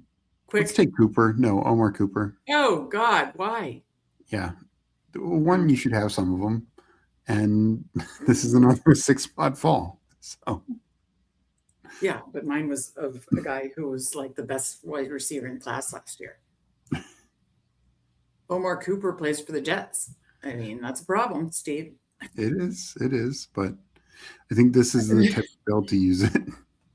There should be a drinking game of how many times you say, I'll say, Steve, what do we do? And you say the pick or the player, and I say, why? Yeah. Our people would get very, very hammered. Yeah, I know. They'd be annihilated. So we talked about Jonathan Brooks in the ranking section. I honestly go back and forth, but I can see that too. And I just moved him up. But we talked about it's one that I struggle with because of his health stuff, but I could see him totally taking over too. So I think when it's all said and done, I'll probably have 10 to 12% of Jonathan Brooks. Kyler will probably outscore Love anyways. Okay, so 0, I'm guessing got them. Finally takes some value, and Steve, it's like it's 3 spots. Yeah, the Coolers loves it too. Or why? I ask you who to pick, and then I ask you why. There it is. I mean, you could track it. It happens every single Sibling Showdown, usually at least twice if we're doing 2 drafts, right, Steve? Thank you, for sure. Dilotonsky or Lumsky by BBG. Yeah, Hunter is a great pick. I agree. Thank you. That's a huge fall. Absolutely. All right. This draft, when you're doing a friends and family draft, like we saw both Raiders receivers go off the board in the 40s, 39 and 42. Like that was a surprise. Usually they're on the board in the 50s. So if you guys getting moved up.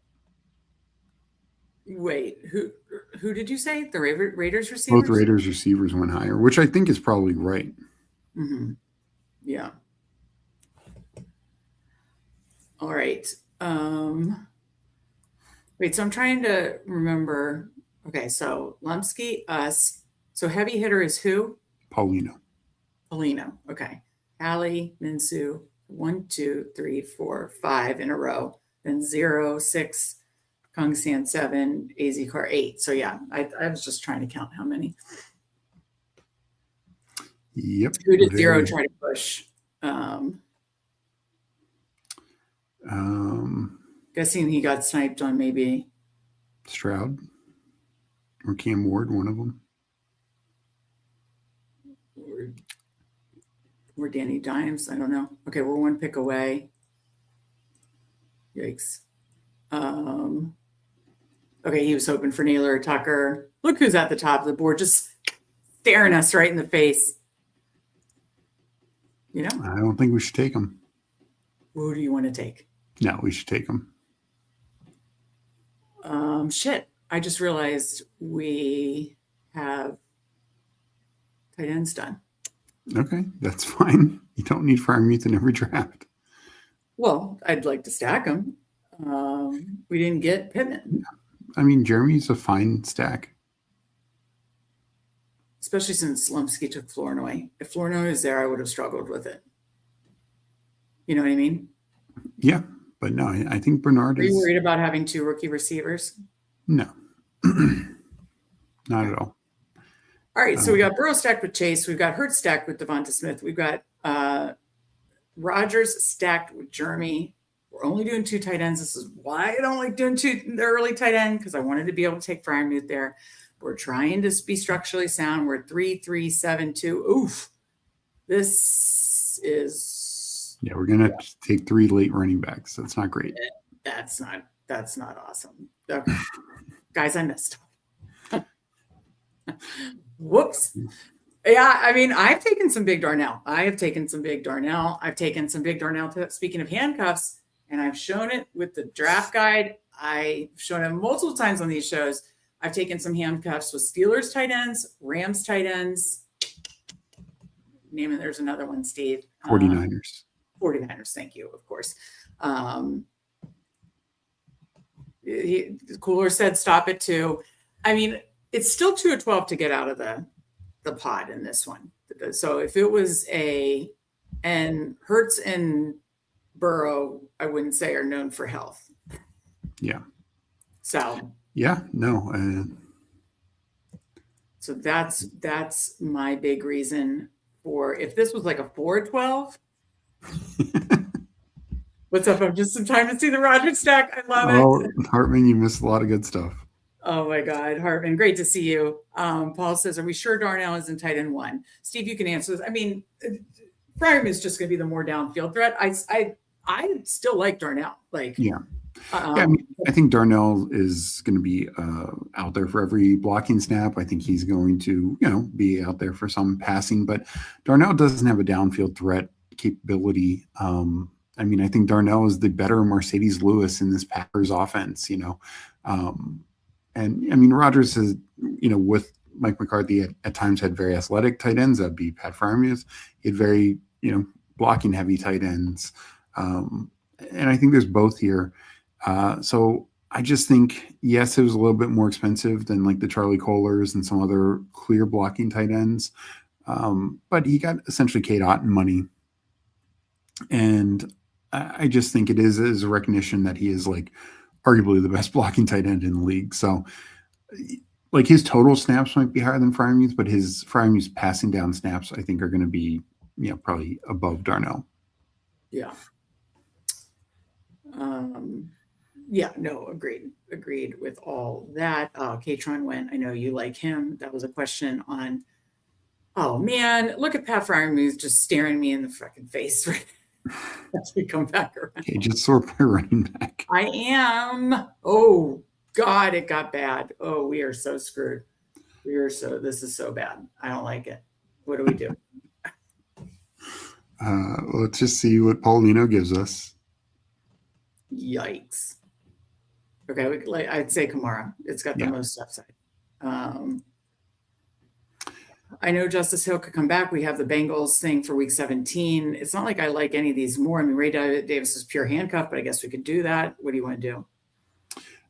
That or George Kalani. I think he gives us a lot of early season. He wrote about it, but I don't know. He's later. I mean, and Justice Hill as a bring back. So either Ray Davis or Justice Hill. Let's just take Justice Hill. Okay, like it. All right, so we're at 3-5-7-3.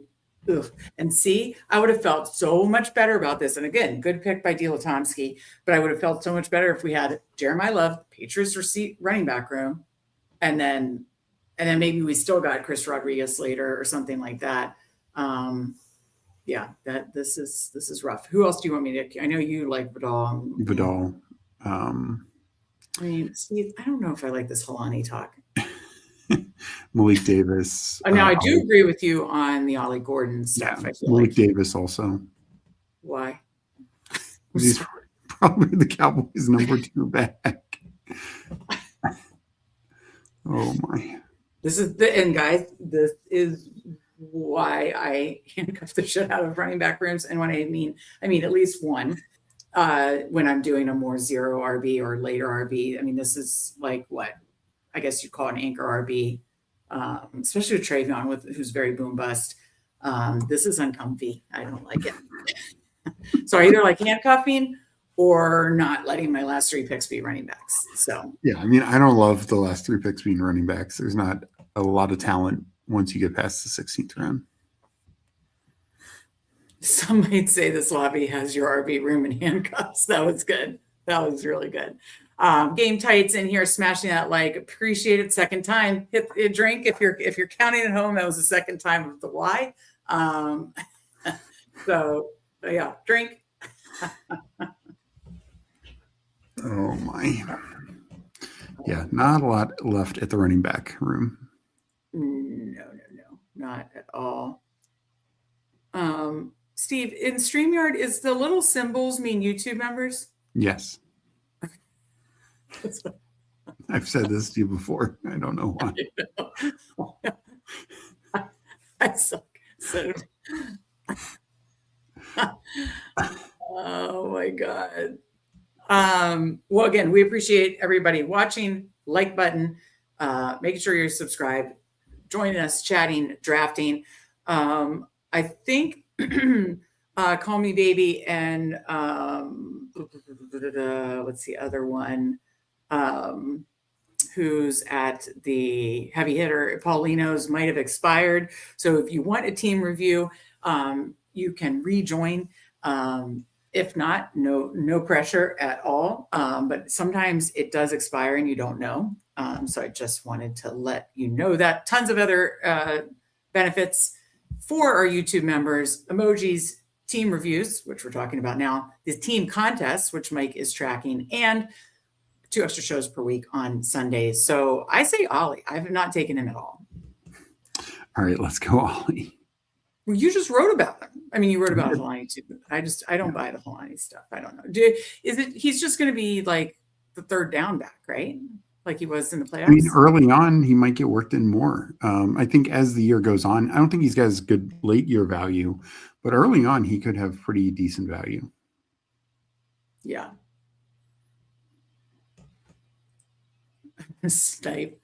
Has Meg been drinking every time she says what? I have not. I don't have a cocktail with me here, or I would. I am going to take a sip of my Gatorade. 0. No, I mean, I do get Paul's point. Like, Freiermuth had to restructure his contract. Darnell Washington. I think it's just like, to me, Darnell Washington, he had like 2 downfield targets last year.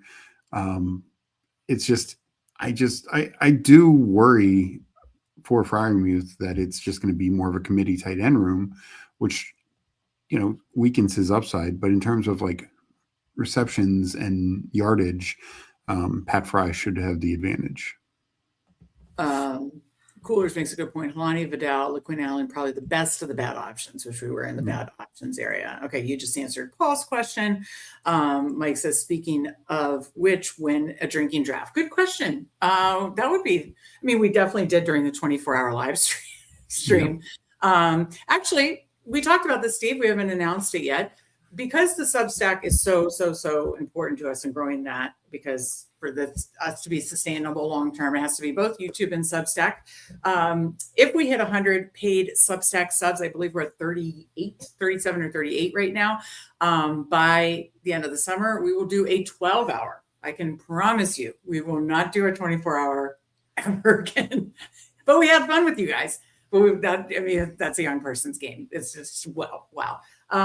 We will do a 12-hour live stream, drinking stream, to celebrate the end of Hot Best Ball summer, but only if we get to 100 paid Substack subs. Again, link in the description or a pinned chat comment to get it for under $30 a year in that link, 20% off, under $30 a year.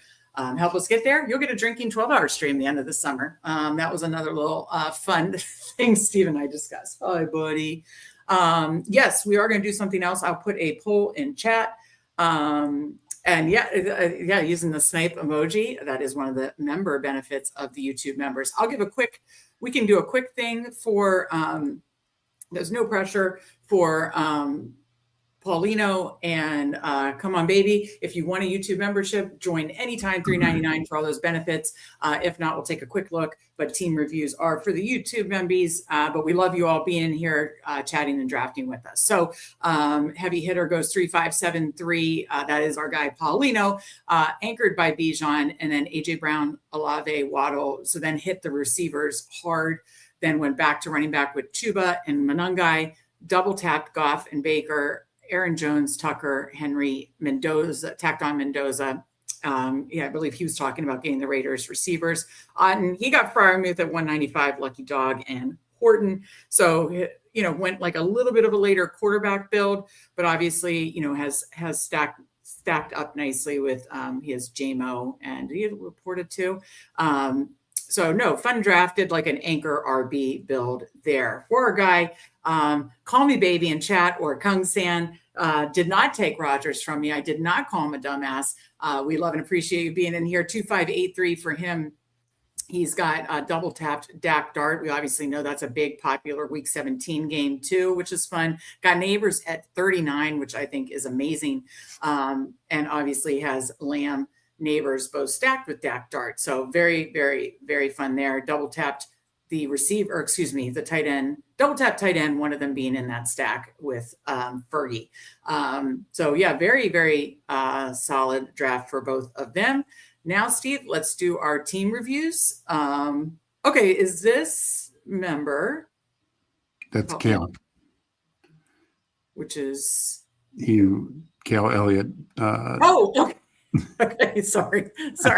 Okay. Baker Snipe was diabolical, says Zero. Paulino drafting off my ranks. That's hysterical. Yes, it was a fun but tough draft. We're going to do the team reviews now. Surprised they let Hurts fall to me, says Charles. Good evening, Keith. Good to see you. You thinking BBM or puppy? Let's put that in the chat. Let me pull up a widget. What are the options? I don't love the puppy unless I'm like multitasking. What do we draft next? So we'll do one more draft. I'll say BBM, super flex, field general, or do you have any more pipples, Steve, or another, what's this called? Pointer? Pointer. Do you have any more, whatchamacallit, Steve? I don't. Yeah. What's it called? Pipple. Yeah. Pipple. Okay.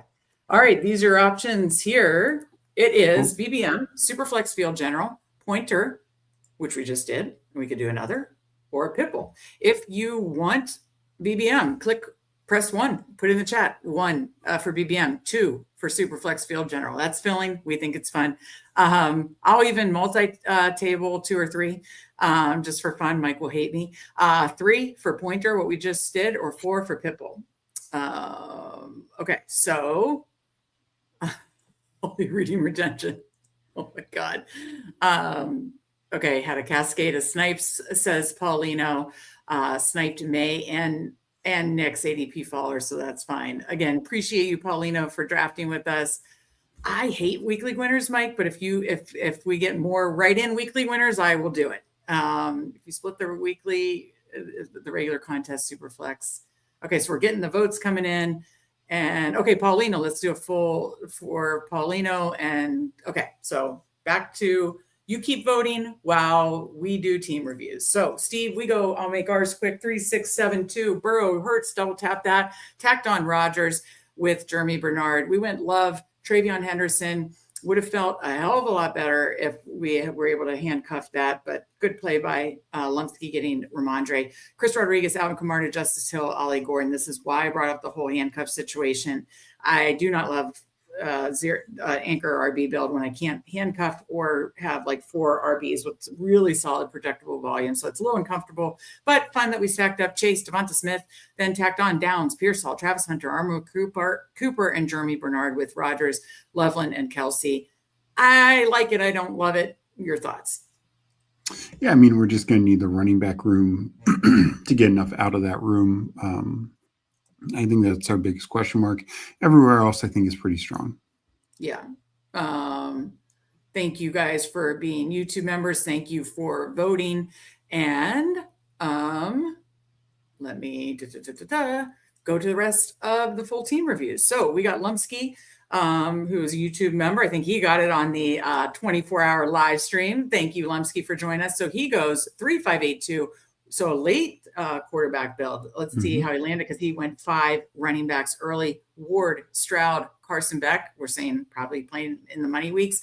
Gibbs, Swift, that's a week 17 matchup. Monty, Ramondre. So he went really heavy RB till pick 73 there. So obviously stopping there. Then anchored, kind of an anchor receiver build with Nico, and then went 8. So that's good. Nico, Wilson, Pittman. Love the Pittman pick. Obviously, love the Coker and Flournoy pick too. Stribling, Ridley, Wicks. I think a lot of your picks do have a lot of high upside in throwing the quantity. So I think that's important. Anchored by Nico, which obviously Nico is stacked, and Cam Ward is stacked with Ridley. Then, did like a kind of how you talked about, like when you take Kittle, you like taking him with Bowers, that he did it with McBride. So obviously that makes sense doing Carson Beck. If you're saying he's playing in the money weeks, then, I think, like some of those plays aren't my favorites, and like Stroud and obviously Beck, but I think the way you did it made a ton of sense. Your thoughts, Steve? Yeah. I mean, for a late quarterback build, I think Ward and Stroud are a solid 1-2 punch. If Beck can play at the end, then that could really pay off. Running back room is obviously exceedingly strong. And then, anchor wide receiver with just throwing some volume and some upside plays at it. Cooler said, as the votes keep coming in, finish voting. We'll look after the team reviews, decide which we're going. I think Field General is currently winning because Best Ball finished his 150th, that it will likely fill this weekend, which is true. Cooler says, wait, which one does Mike have to do more work? Absolutely hysterical. Okay, votes are coming in for those. Okay, Charles says, remember when reviewing my team, I like you both. Okay, so you don't want the sauce. You want a little like Paul Abdul. I like it. Stuck in the ballot box. Steve's in her thoughts. That's hysterical. Coming in with the vote.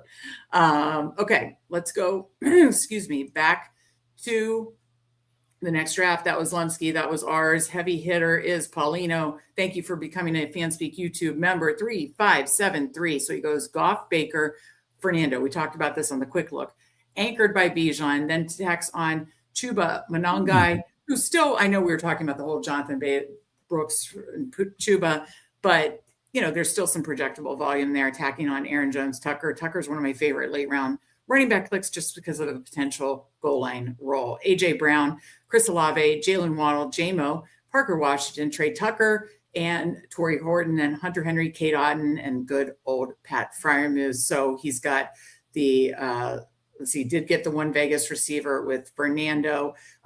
Baker is with Cade Otten.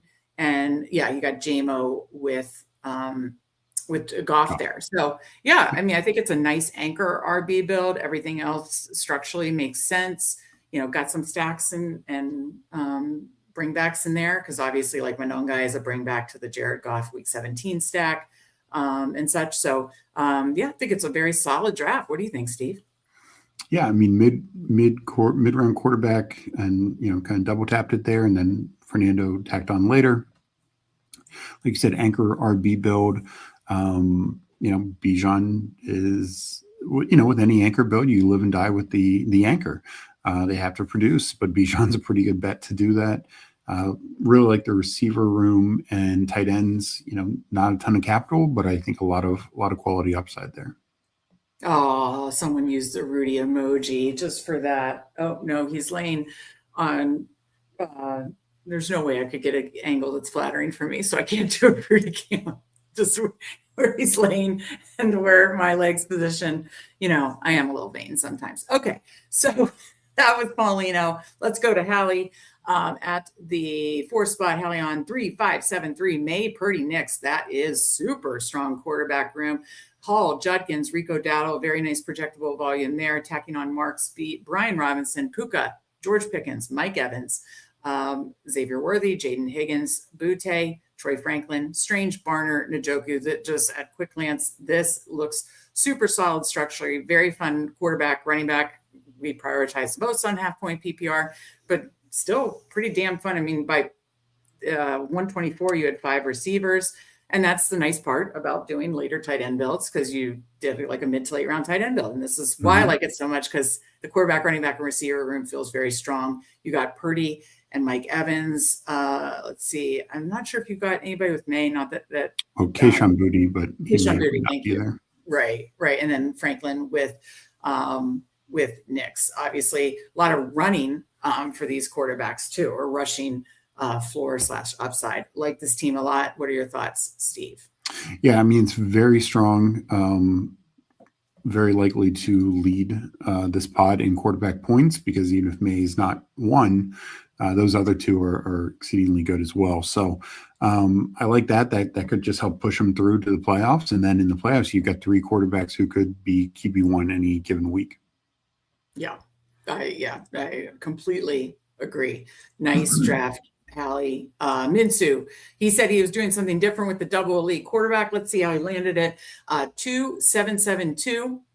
Lamar Daniels and anchored with Genty. That's always fun. Then goes Harvey, Kenneth Gainwell, Tracy Algier, Bigsby, Ray Davis. I think that makes sense, because you still have some nice projectable volume, or some, passing, catching upside with Harvey, Gainwell, even Tracy. And then the rest are more handcuffs, but through volume, at it after Genty. Flowers, McLaurin, both stacked. So the top 2 receivers stacked with his 2 quarterbacks, Wandale, Romeo Dubs, and Tony Williams stacked as well. Zachariah Branch, Darnell Mooney, Brock Bowers, and Chigakonkwo. So definitely think it was smart structurally, because of where you took your quarterbacks, where you took your tight end, to then throw 7 and 7. So makes a ton of sense. That really fun that you stacked they were still anchored by Genty, and then that you were able to stack both your top receivers with your 2 quarterbacks. Your thoughts, Steve? Yeah, I mean, quarterback and tight end is extremely good. Running back, kind of an anchorish build. So I see why going 7, though. Receivers kind of the same way. It's like a double anchor. So it's I think both can work, because I do like Wandale and Dubs. I think both are fine picks there. So you should be covered. It's just, this is usually when you're doing draft, like one, where the flex is coming from. This one, I think it's just going to alternate more. Sometimes it'll be like a Gainwell or Tracy. Sometimes it's going to be one of those receivers. Yeah, I think that's fair. Yeah, Zero said he maybe would have gone 8 receivers. Yeah. But I mean, I think you did need a little quantity I guess if you went like 2-6-8-2, that would have probably made sense too, since you were anchored by Genty. But I still think it structurally was fine. And had some, like you said, you're mixing it up. That's not the typical way you build, but mixing it up. Okay, let's go to Zero now. 3-5-7-3. Herbert, Stafford, Tua, which, does it kind of seem like Tua is the leader in the clubhouse as of now? I know still early. That's what it seems like, yeah. Yeah. So I do like that, tacking that on late. JT, Chase Brown, Jacobs, getting the fall there is nice. Katron Allen, Kamani Vidal. So think that's a pretty damn strong running back room. Devontae Ladd. So he's got his top 2. What's that? Both stacked up. Yeah, so his top 2 receivers stacked up with Herbert and Stafford. I think that's super fun. So Devontae Ladd, Jordan Tyson, Chris Godwin, Diggs, Shakir, Denzel Boston, and then Pitts, Gadsden also stacked, and Schultz. Definitely some run backs in there, like Chris Godwin to his Rams stack. Little things like that are fun there. So I think this is structurally strong, stacked up. And love that running back room. Feels very, very strong. Yeah, everything looks good to me. We know Zero's a sharp drafter there with the green badge. What do you think about Zero's team, Steve? No, I think the 3 quarterbacks all stacked up, because 2 with Pitts as well. Yes, 2 with Pitts. Thank you. Yeah, 3 running back room is fantastic, and it's also one of those, like, it's not just relying on Jacobs. Like, if for some reason Jacobs has any issues, you're still going to be pretty well covered. And I think the receiver room comes off pretty strong as well. So every room feels really good. Everything. Yeah, that's what I was going to say. Every room feels really solid. Yeah. Yeah, no, strong team. Shit, we're not getting out of this room. I'm giving us like That's 250 to get out of this room. Okay, Callie joined. Thank you for becoming a Fanspeak fan member. 3573, Darnold, Bryce Young, Brissett. So did the later quarterback build here as well. And then went Hampton, Javonte, Bucky, Jadarian Price, Mason. So was able to be very strong running back, ASB, T-Mac, DK Metcalf, Jordan Addison, Jacoby Myers, Tesla, Cooper Kupp, Laporta, Sadiq, and Gunnar Helm. So has Darnold and Cooper Kupp and Bryce Young. I thought I saw, T-Mac. So he's got those two stacked up. So it's got those two stacked up, tacked on Brissett. I think an exceedingly strong running back room. I mean, I think maybe you could have done 2 tight ends, but that's nitpicking, honestly. I think it's tough to do 2 tight ends with Sadiq. I mean, I love Laporta, but I think going 3 tight ends was fine. I don't see where he needed to tack on an extra receiver or running back. I think both rooms are strong enough. Oh no, I think running back room's strong. I was going to say but even receiver. I mean, 4 through Addison, Jacoby Myers at 112. That's true. You got a round fall on him. Like technically, from an ADP standpoint, you got 5. You got 5 in top 100. Yeah, no, that's an excellent point. I didn't even pick up on that. Great point indeed. Okay. Nice team for Callie. Thank you for becoming a Fanspeak fan member. Cale Elliott would be my guess, not Callie, but I could be wrong. Okay. And we love that Kung-san joined us too. We went over his quickly, but Go AZ Cards, another Fanspeak fan member, 2772, as Rudy's readjusting, getting comfortable, making me force my head into the microphone. Go AZ Cards, 2772, Alan Murray, makes sense. Henry Scatabo, love the team. You get a 9.5 just for that. Jonathan Brooks, Isaiah Pacheco, Braylon Allen, Ty Johnson, Jaden Blue, Justin Jefferson, Christian Watson, Roma Dunze, Jaden Reed. Oh, he talked about stacking up the Packers and getting sniped. Yeah, that's right. Shaheed, Trey Harris, Ted Hurst, and then Tucker. Oh yeah, you had Tucker Kraft too, and Dalton Kincaid. But that makes a ton of sense. Obviously, you got Allen and Kincaid. You have let's see, Kyler Murray. Did you have and JJ? So makes a ton of sense. I think that running back room's fun with the Henry Scatabo double anchor. Try tackling those guys. Come on. Your thoughts, Steve?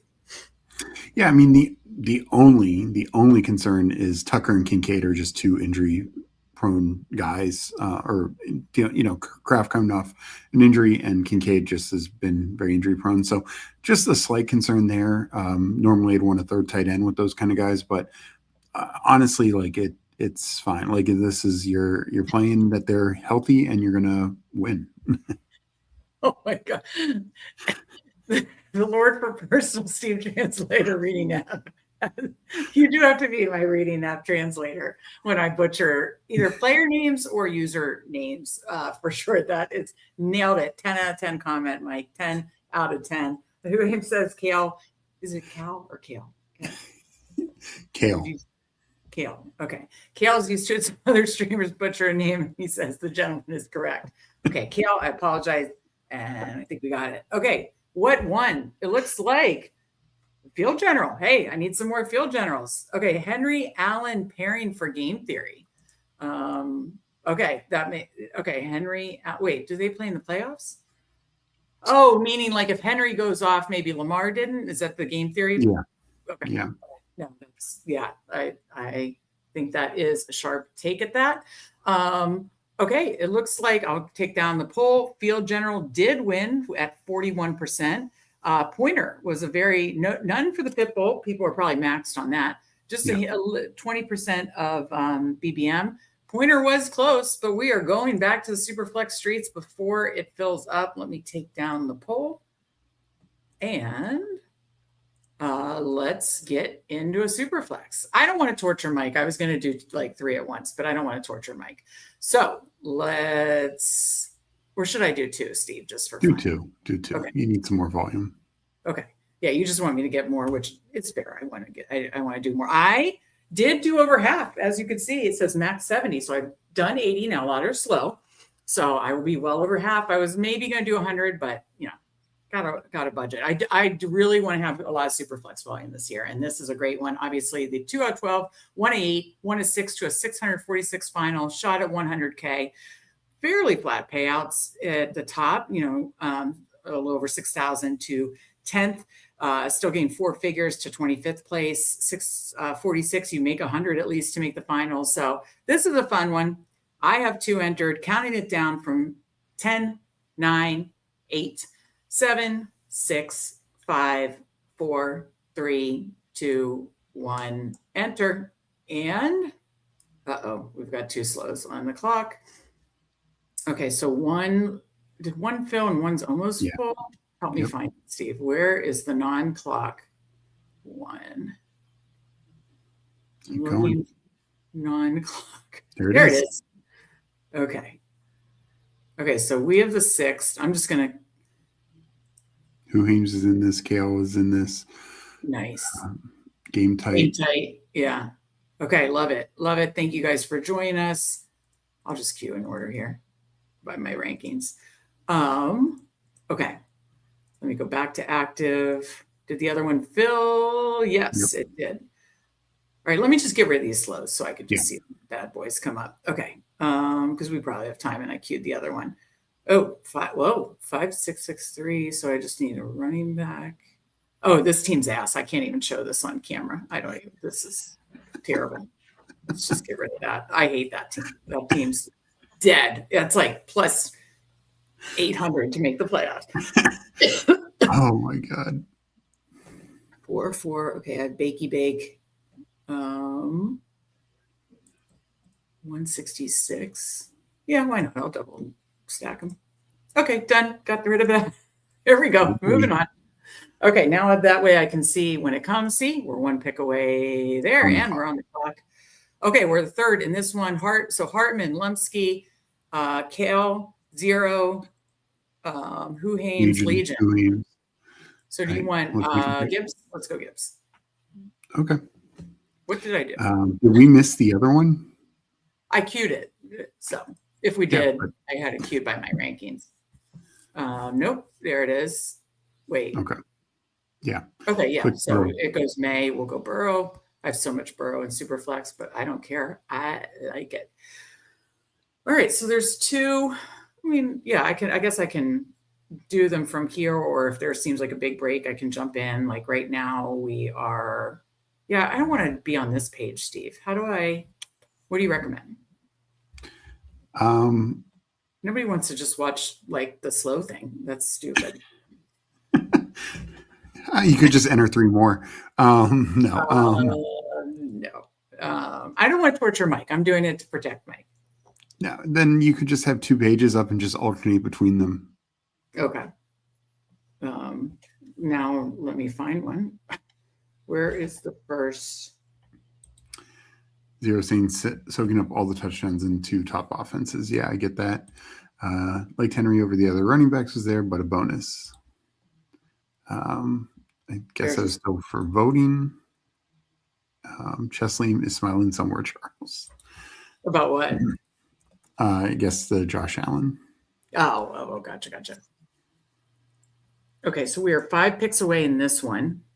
So you have both of them up, and you can just toggle between them. That's what I'm working on for the second. You know how to toggle between them? Yeah, I think I do. We'll see. I can't make promises. Okay. We're about to get a commanding lead. We're having a little refresh issue. Okay, we're Burrow, Rudy.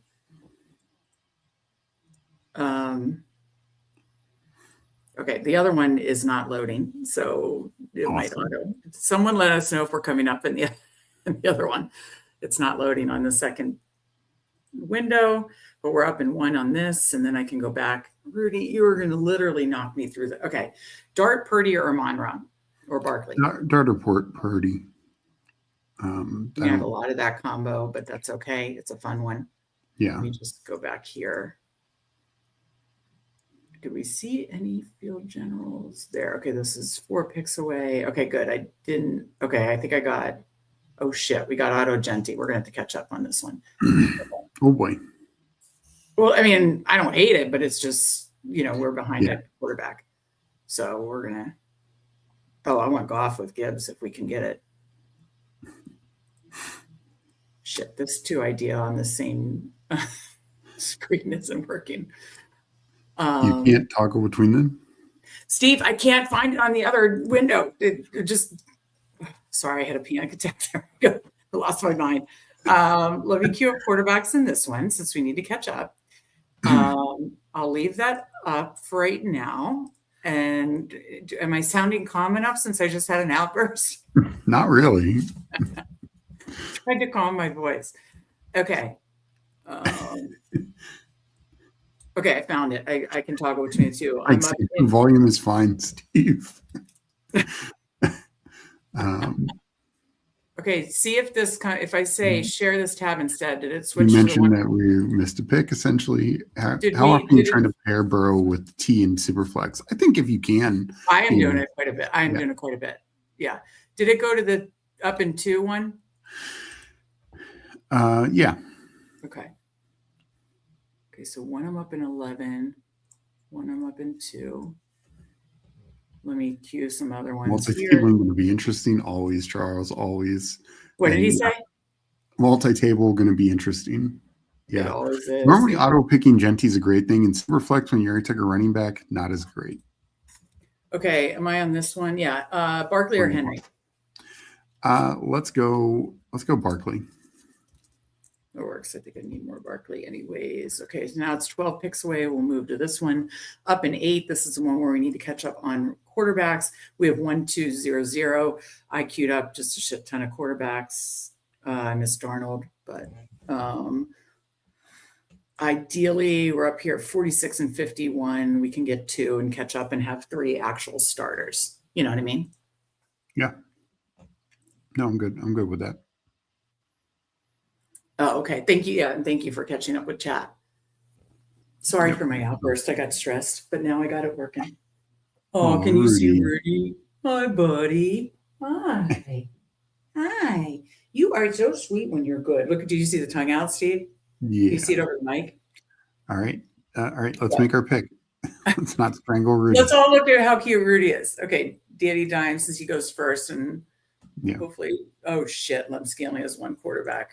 Yeah, Hartman's going to take Aaron Rodgers. We know this. We should have taken.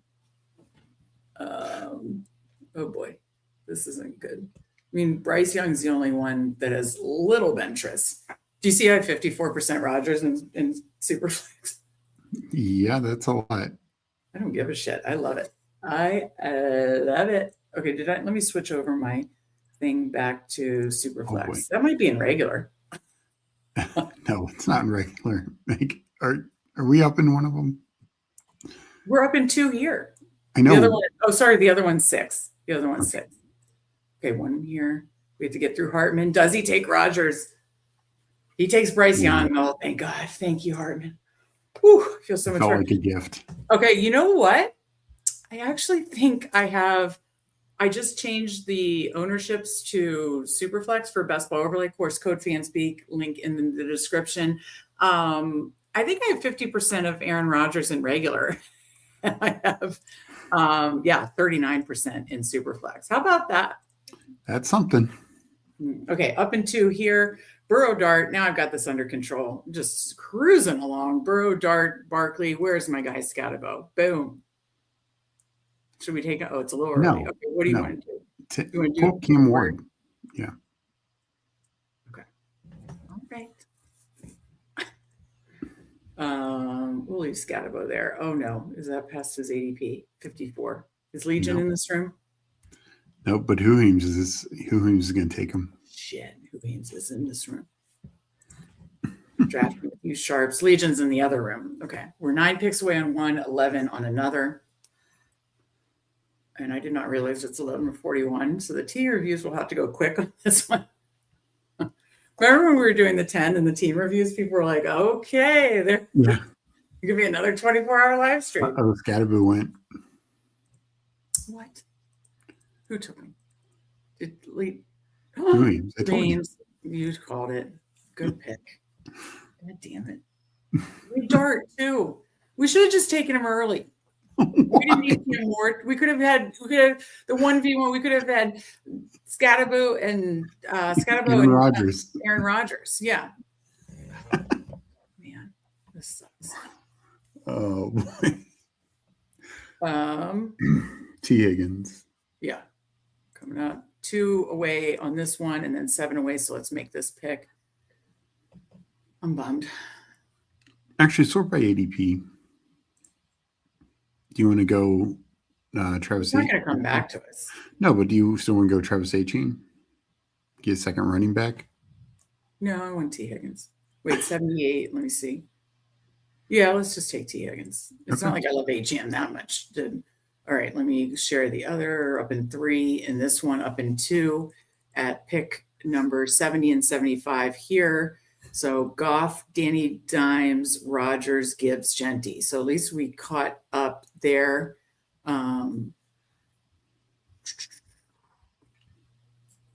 So stacks aren't for a little bit. What are you thinking here? This is top of ADP. We could go running back. We could take a receiver here. I think either's fine. I don't think we need to take a running back when we double anchored. I actually would suggest Okay, Mendoza went. I was going to say maybe we do something like that since we waited. Let's see Glad. I like Glad so much. Okay. Well, I think he's a good anchor receiver. Or Mbuka, your choice. No, Glad. Okay. At 75, we're still closer on this one than the next one, 4 picks away.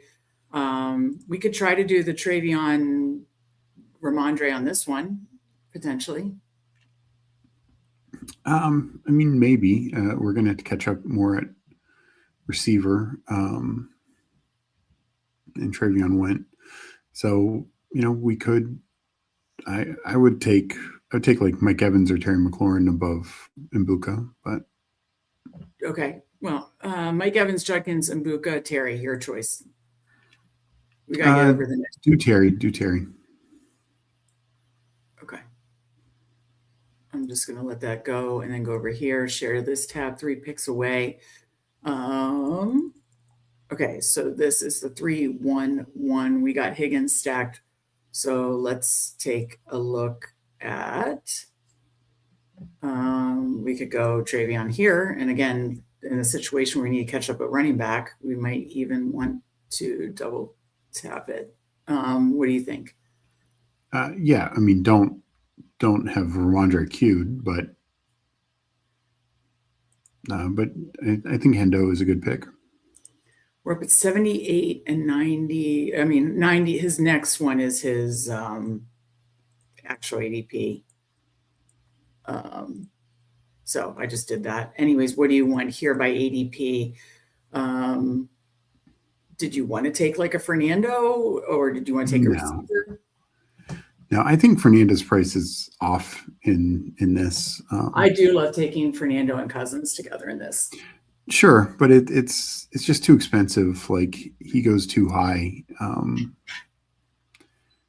Like we need to start. Like it makes sense if you only took like 2 quarterbacks, but when you have 3 starters, like taking Fernando to play half a year at best is I don't know. I don't think it's great. So I think any of those receivers is good. That crazy. Okay, so. Are there Dart Ward? I was just trying to look at the bringbacks and stuff like that. All right. What about or did you like Jadarian Price and getting a 3rd running back? In case I don't mind Jadarian Price, but I'm pretty good. I'll let you pick. So we took Terry in the last one. We took McConkey too. So McConkey, Price, Terry, and hope Ramondre falls back. Well, let's do McConkey. I think Glad and that is fun. 6 picks up at the other one. So moving back over here, I'd queued Tua since we started so late, to Goff, Danny Dimes, Rogers, if you wanted to go, because we're not near. So we're up at 94. Let's take a look at this one. We have 3 picks away to 94, 99. So maybe we could do that 99 if you wanted. Rico obviously correlates with Rogers. Pierce is falling, so I don't want to do that here. So, but yeah, what do you like here? I I don't think we need to go Tua, so I'd go Rico. I really like my I wouldn't take Pierce. I think he'll continue to fall with the injury news. Yeah, so let's go Rico, and then what about taking Tua here 4 picks away if he falls, because that's a little bit of a fall. And we should have taken DJ Moore is what we should have done. I didn't realize, because he's just massively. No, I know we both have him ranked much higher than that. We did a whole thing on DJ Moore. We both have him ranked much higher than the market, but I still think we should have taken Tua. But let's see, got him. Okay, what do you want to do here? For ADP. I would do Tyson or Harrison.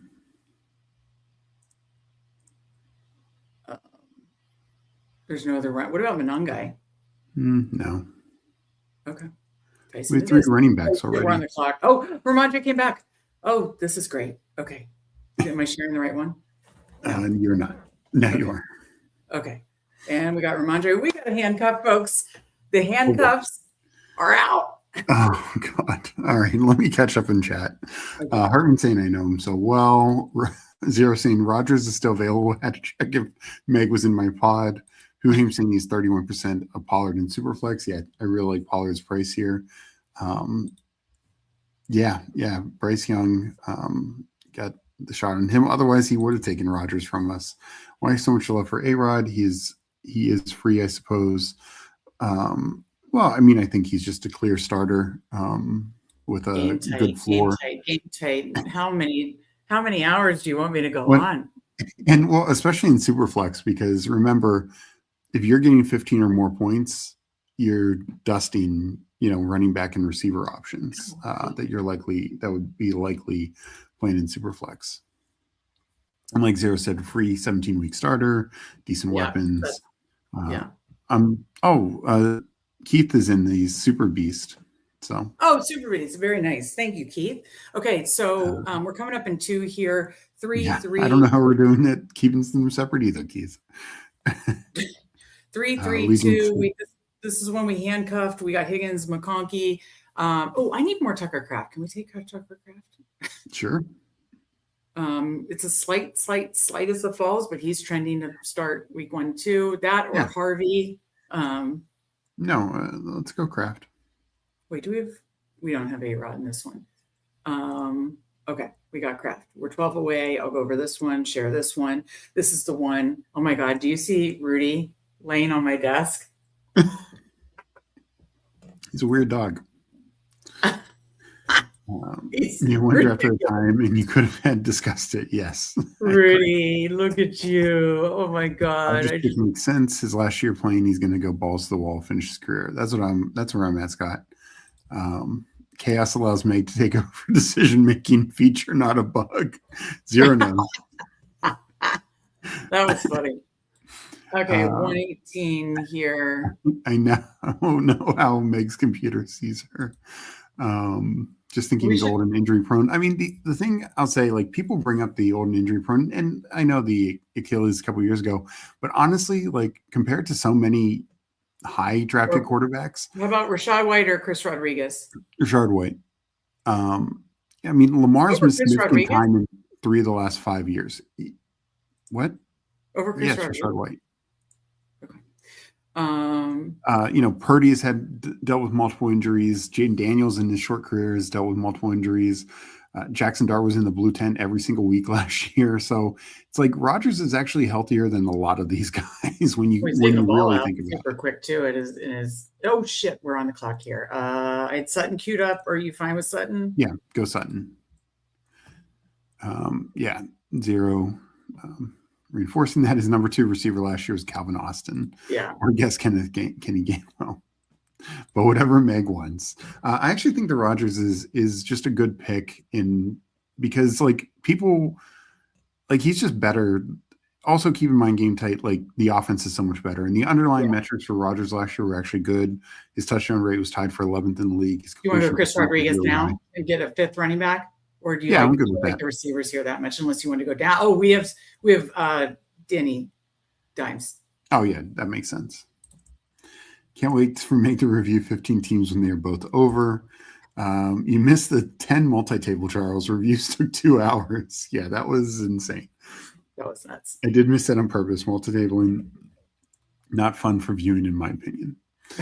It is fun for the chaos and the. It's fun for the chaos. It's probably not fun for the team review. The edge that you get. But I get that. Yeah, we can't show the whole draft board. We got the Gale in here. Love that Ramondre Hendy cuff. Yeah. Rudy is now laying on my back and pushing me into the microphone. Awesome. Mendoza starts week 5. Who is calling it? Oh, I love. Look at is my Kirk thing still up? Okay, 2 on this one, 13 this one. Okay, if Chris Rodriguez comes back, I'd recommend that in this 3-3-1. Okay. No, I'm good with that. Let's queue up Kirko for later. I feel like okay. Oh, actually, we could do Joe Flacco as a handcuff. Okay, Chris Rodriguez.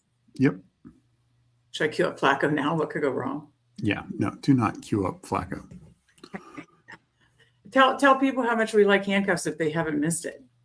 I think everyone knows how much you like. No, quarterback handcuffs in Superflex. Love the quarterback handcuffs. No, I think when you know a clear number 2 starter, and particularly if they've had some success before, like a Joe Flacco, like a Jameis Winston, Marcus Mariota, a bit.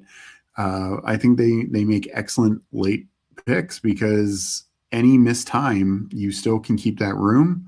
And they can be semi-effective. Oh man, we get 2 more drafts in, and Who-Hames got the Scatterbo shares. I'm bummed.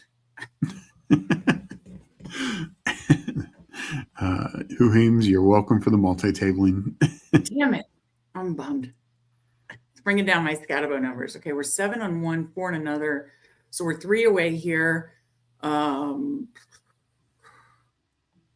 3, 4, 4, 0. I know what. Oh, there goes Rudy jumping.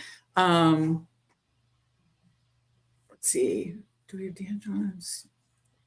What do you want to do here? I kind of think we could use Cousins here because there's not like clear handcuffs in these quarterback rooms, but and it's a solid. I mean, I know. Can't remember which person said Mendoza. Was that who? Yeah. I don't think we need Kirk Cousins. Like, I think we got 3 clear starting quarterbacks. Like, I'm a 4 quarterback girl. I'm in Superflex, even if I get 3 starters. I mean, yeah. Some quarterbacks started most years. I understand, but do you want Ricky or Likely? I would say Likely. But I like Ricky also. That would be okay. Coming up at 147. So you don't want to take Cousins at 147 at 4 to be done because these don't have as clear handcuffs. I understand, but I'm still fine taking those similar like good backups, especially for injury-prone quarterbacks. Well, I like Kirk more than most of these, other than Chig or Shakir, and we gotta save Rodgers and Fryer. So what do you want to do? I vote Cousins, but oh shit, we're on the clock in the Go Concepcion. Oh my god, please. Okay, we're missing something here. I just put Likely on the other one because thank God for Best Ball overlay. It certainly helps when you're multi-tabling because we had Dart and I did Likely. So that's good. Okay, so we're 9 now on this one, closer on this one here at 150, 3, 4, 3, 2. So receiver probably needs to be focus here. Oh God, don't! I'm not taking Concepcion on both. I'm not. I can't. Definitely, you have to. No, I do not have to. Lay down, buddy. Well, my other would be Woody Marks. No. No, I'll do Keon Mitchell just to piss you off. But no, one of those other receivers makes a lot of sense. For some reason now I'm breathing. It's so hot when we start the show. Okay. I'm slowing down. Come on. Okay, let's power through here. Higgins, Cooper, Gainwell, is there anything what would you prefer here, Steve? Either receiver. Do you have a preference? Let's Not see. really. Money in a thing. I'm pretty sure Jackson Dart goes camping in a blue tent. He thinks Mendoza starts week 3. Have it earlier than who? Week 4. Coker, since he just got the whatever. Yeah. Let's see. Week 1 against the Dolphins is a great start for Mendoza. I still think Cousins is starting at some point, or starting. I just don't know when, how long it's going to be. I'm contrarian here. I think there's a world similar to Sam Darnold, because didn't he work with Kubiak in Minnesota? Cousins, yeah. I think there's a world, again, if you just listen to the GM and you listen to anything with Brady, and I do love listening to Brady talk just about football and like on the broadcast or just quarterbacks and interviews. He always says like teams fail quarterbacks don't fail teams. Like I think he wants to set Mendoza up for success and knows they're probably not doing anything this year and knows Kirk will be an excellent mentor. So I could see like, if they're out of it mathematically, he's like plays the money weeks, but I really think Kirk could have a long leash. I think he could have a long leash. I don't think it's the whole year. I don't think it's the whole year. I doubt it's the whole year, but I think there is a world that people are underestimating. It's been 23 years since that's happened. You mean with the first overall? First overall pick. Okay, this one's 3, 4, 5. We went really strong running back at first. Do you like Spears? Yeah, I'm okay with Spears, Dylan Sampson. Second step John pick with ass. Okay, yeah, Juwan Johnson. Spears. Oh shit, we're on the clock on the other one. Spears. Okay, I just took Tajay Spears on the other one because it's highlighted. Okay. And you have Taji. God bless. Okay, this seems early. Let's go here. 183. We don't have any.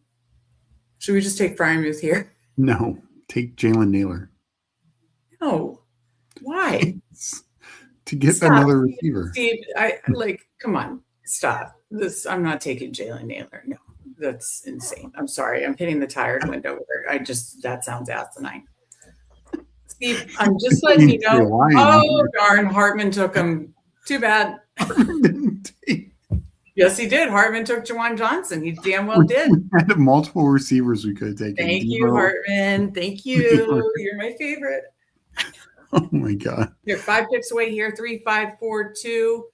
We have Likely stacked with Dart. We have Higgins stacked. And we just got Tajay Spears with Cam Ward. I don't think Mendoza is going to have a worse year than Ward. One, I just think he's supported so much more better coaching, better offensive system around him. Guy like Bowers, like Ward didn't have anything close to that. Just having an elite weapon like Bowers, I think makes your life so much easier. I queued up these 3. We're 2 picks away. 3, 5, 4, 2. Steve. Yeah. Emmett Johnson or Ryan Flournoy? Emmett. I think we need to. Oh yeah, wait, we're wrong draft. Yeah, Ryan Flournoy. Okay, yeah. And then Steve, I'm keeping this train on the tracks. Okay. So who really pulled up Scatterboo in one of them? Did he? What number? He said he pulled him up 14 spots. Love it. Absolutely love it. Yeah, okay. That's where I'm at 0. Like, I think Ward just had no favors last year. Where the Raiders, I don't think Mendoza's starting that early, but B, I think he's just got so much more weapons. Like whatever you think of Trey Tucker, and once Ridley went down, like Tucker and Naylor are better than Imanor and DK. So. I just think it's and then Genty is better than Pollard, etc. So, that's where I'm at. And also, they went out and addressed the offensive line some with Lindenbaum. I think that was a huge, huge thing. Game Tight asking who's the A-Rod handcuff. Yeah, I don't think that's the problem. Is I don't know if there is one. Yet. I don't. Mason Rudolph's still there. You have Howard. You have Drew Aller. I don't know if they keep Howard. four. I think it's either Howard or Mason Rudolph. Yeah. But I think do they keep Mason Rudolph? And four. It's like and it's like another redshirt year for Howard or excuse me. Okay, we're up close on both these. They're like basically side by side. Okay, this one's one pick away. Do you want to do Gunnar Helm and be done at tight end? Take Gunnar Helm, yeah. And then I'll go back to this one. Wait. Oh, Gunnar Helm got sniped. Shit. I'll just take take Debo. Okay. And then we're about now 2 picks away here. Tesla's here. Jeremy Bernard's here. Flournoy, Calvin. I like all those guys, honestly. So you 2 stack. We have 2 picks too. So running back here, Braylon Allen. I don't mind either. What do you want to do? Actually, do Braylon Allen. We'll get a receiver. We'll get one of those receivers. Yeah, we have so many options. Yeah. I mean, Braylon Allen, I think, goes a little later, but I think it's good to be just done at quarter. We're running back there. Let's take receiver, and then we can just our last 2 picks on this one, tack on a handcuff or some kind of backup quarterback and tight end. So Tesla or Jeremy, we'll get a stack. Unless you want to go Ridley, it's a run back to the Steelers week 17 as well. I don't mind Ridley here. We do already have Pat Freiermuth, and we do already have Gibbs. So your choice. Do Ridley. All right. So now we got to go back over here. 1 pick away Money here. In his second Frenchie Superflex, somebody took 6 quarterbacks in the first 10 rounds, killed everyone else's team. And on ours? No, in his other Frenchie Superflex. Okay. What do you want to do? 3, 5, 6, 2. We're on the clock. Let me just by ADP. You want to do Braylon again? I don't care. Sure. 3, 5, 6, 2. Now I'm going to cue Flacco in case we miss it because we're down to our last 2 picks. So we go. What? Can you read this next comment? Read this out loud. Steve is always right. Yeah. I love you. AZ. Go AZ cards. I love you, Charles, for making me do that. I only do that for loyal Fanspeak fam. Don't know if I always feel that way. Steve's right a lot. I will say that. No, I mean, I agree with who that if the record's bad, they could turn to Mendoza earlier. I still think Cousins is starting the year.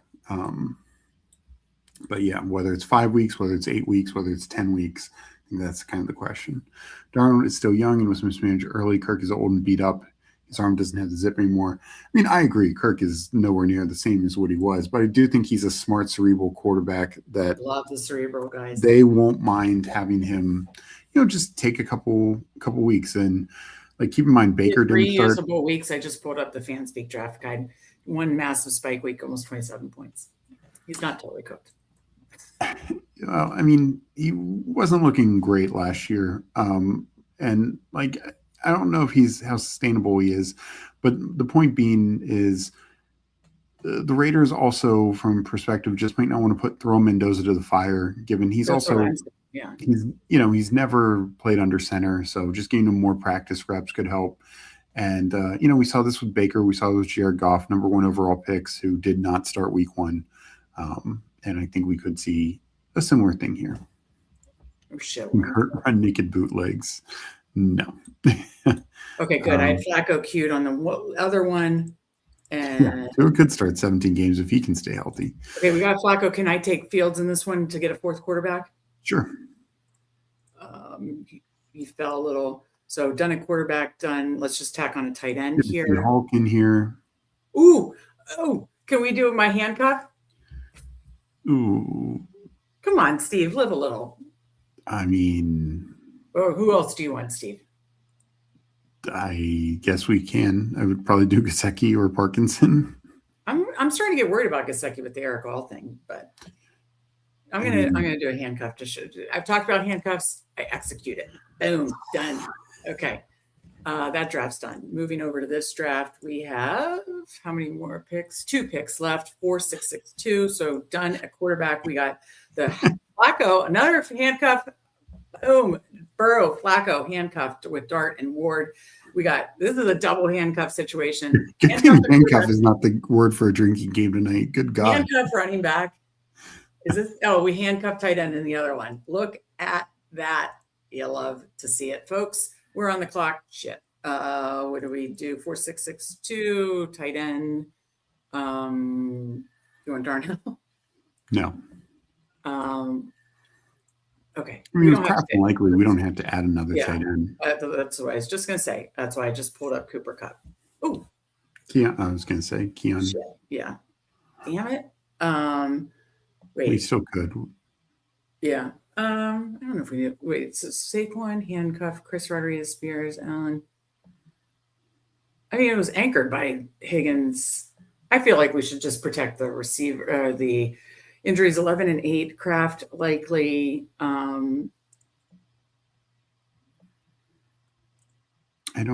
I would not take another tight end. All right. Then we'll go for my swing and upside pick. I would take Najee Harris. I would take any number of people. I would take another quarterback, a 5th quarterback in this. Over another tight end. 4, 6, 6, 3. Oh, we do have one more on this other one. 4, 6, 6, 3. I'll just keep Keon in this one. Okay, so why not take Jameis Winston? Oh, we could double handcuff. You just music to my ears. Okay. Scott is right. Read the comment. But Steve, keyword is handcuffs. Pick will lose concentration. You get your pick. Okay. All right. So we're on the clock here. We get Keon Coleman last pick. Yeah. 4, 6, 7, 3. That completes it, right? Okay. So that draft's done. 4, 6, 7, 3. And then this one, we're on the clock. We're going to go double handcuff. Boom. Jameis Winston. And with Dart, Burrow, Flacco, and then Ward. 5, 6, 7, 2. And that was your build structure for your German Shepherd Superflex Finals team last year. Am I correct? You are correct. You are very correct. Money thing saying, I've given Steve a public service notice to sleep with one eye open tonight since Cam Scabba was not selected once. And Huhaim saying he has seen him selected, just not by us. Huhaim's got him twice, lucky dog. Vidal was a stack. Yeah, I like Vidal. Naked bootleg is a staple for the offense. Just don't see the fit, at least at this stage in Kirk's career. Prime Kirk could do it all. Yeah, I mean, I understand that to an extent. But I think you like that shirt. And then, of course, the other side, Scatabo. Love it. They clearly paid him for a reason. Like, if they just wanted a vet in there, they could have paid, $10 million or less. Makes us handcuff we drink. That could be a bad drink. You guys will be annihilated tonight. We got handcuffs in these Superflex. We got handcuffs at quarterback, running back, tight end. You're welcome. Okay, time to team review. But guys, it's midnight.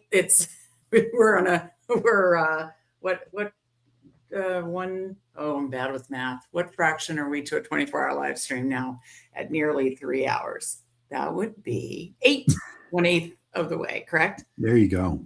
Good job. And remember, little public service announcement. We'll tweet it out. We'll put it in Discord. We'll, put it everywhere and let people know more. But support our Substack. Link in the description. Link pinned in the chat. 20% off gets you $30 for an entire year. $30 for an entire year.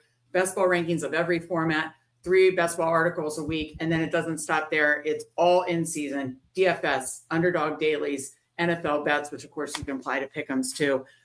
Support us in Substack. If we get 100 Substack subscribers, approximately 62 more, give or take, we will do a 12-hour live stream to cap off Hot Best Ball Summer, and we'll make it a drinking 12-hour live stream. All right. I'm going to rip through these quick, but good night to Charles. Thank you, Charles. We appreciate you. Kirk competes and helps their 101. That is true. That is true. All right. My My teams suck, but I got 2 more Scatterbo shares. Well, then they don't suck.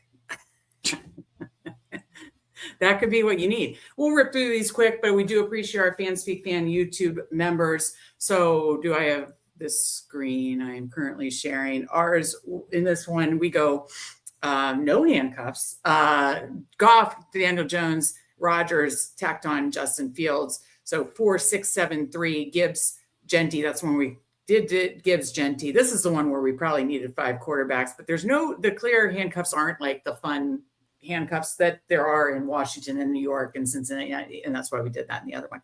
So 4, 6, 7, 3. So then we double anchored with Genty, Gibbs, Genty, then Dowdle, Rashad White, Tajay Spears, Braylon Allen, Ladd McConkey, Terry, Jordan Tyson, Josh Downs, Concepcion, Ridley, Keon Coleman, Likely, Freiermuth, another handcuff, Big Darnell, handcuffing with Rodgers. I like it. We're not going to get thoughts on it. I'll let you give thoughts on every other team. I like it. Moving on. We got Lumpsky in here, 3, 7, 7, 3. He goes Josh Allen, Tua, Penix. I would probably want some more. I understand your anchor. You're basically saying I got my Josh Allen score every week and I got Atlanta score.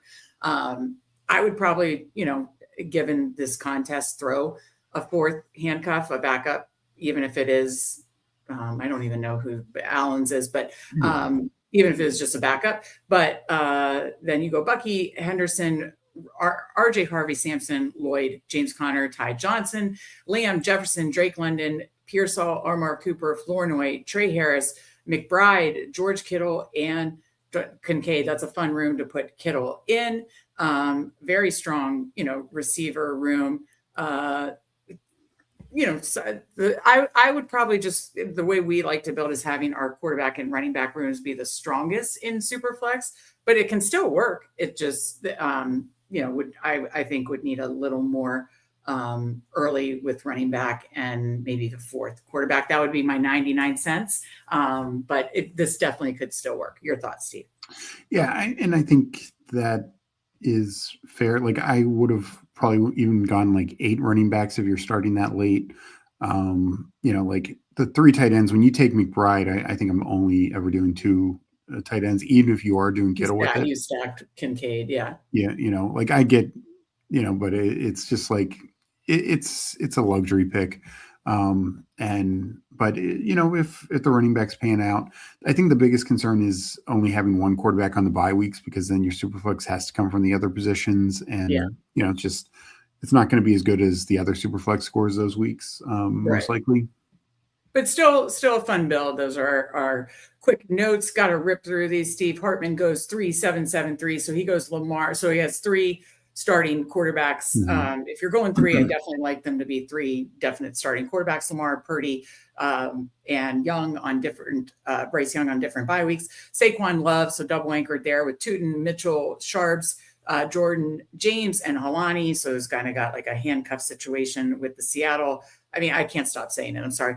Zay Flowers, DJ Moore, Roma Dunze, Jaden Reed, Jalen Coker, Stribling, Surratt, Kelsey, Juwan Johnson, and Njoku. I'll let you do quick reviews, but make them quick. It is 12. Yeah, I mean, I think the quarterbacks are great with Lamar and Purdy and Young. Running back is obviously very strong with the top 2, and then some other guys with like some upside. Receiver is good. You got the fall on DJ Moore. I think that's great. And then tight end, I mean, Kelsey and Juwan Johnson. Yeah. So it's good across the board. And obviously Lamar and Zay stacked up. Purdy had the handcuff, and Stribling just getting some team correlation there. Okay, so Super Beast, Cal, 0, and who? Oh shit. Okay, make these quick, Steve. Okay, so Super Beast is 3, 6, 7, 4. May, Kyler, Shador. Again, would love it to be 3 actual starters. TBD on Shador. James Cook, Devontae, Jalen Warren, Woody Marks, Emmett Johnson, Nicholas Singleton, AJ Brown, T. Higgins, T-Mac, Addison, Sutton, Judy, Butte, Dallas Goddard, Hawkinson, Ferguson. Oh, did a handcuff tight end. Look at that. Okay, your thoughts, Steve? Yeah. I mean, quarterback, Shador is a bit of an unknown, but obviously May and Kyler can be 2 top 12 quarterbacks, so that feels really good. Running back room looks strong. Receiver room, the first 4, 5, 5 are really good. So your flex can come from there as well, and also probably your super flex. A couple weeks if Shador's not starting. But overall, I think it's fine. And then the double Rams tight ends. I mean, taking advantage of the 20th round format. So I think it's not like I feel like you need another receiver, another running back. So could have done a fourth quarterback, but that's about it. Yeah, absolutely. All right, on to Cal. 4, 6, 8, 2. Jaden Dart, Stafford, Darnold. So 4 definite starting quarterbacks. I think that's good, especially with 2 running quarterbacks like Jaden and Dart. I typically do try to handcuff Mariota, but you had already gotten 4 starting quarterbacks. Brees Hall, Jadarian Price, Chuba, Kenneth Gainwell, Ray Davis, Justice Hill, we're having a freak out with the mouse again. Marvin Harrison, Quentin Johnson, Wandale Robinson, Shaheed, Jawan Jennings, Debo, Malik Washington, Dontavian Wicks. I think it was smart to go 8 there, but you do only need to start 2 receivers in Superflex. Loveland Okonkwo, I think structurally makes a ton of sense. Your thoughts, Steve? Yeah, quarterback room, very strong. Tight end room, very strong. Running backs are good. And I actually think even though you only need to start 2, I think having 8 receivers makes sense for that build when you start with Marvin Harrison. Yeah.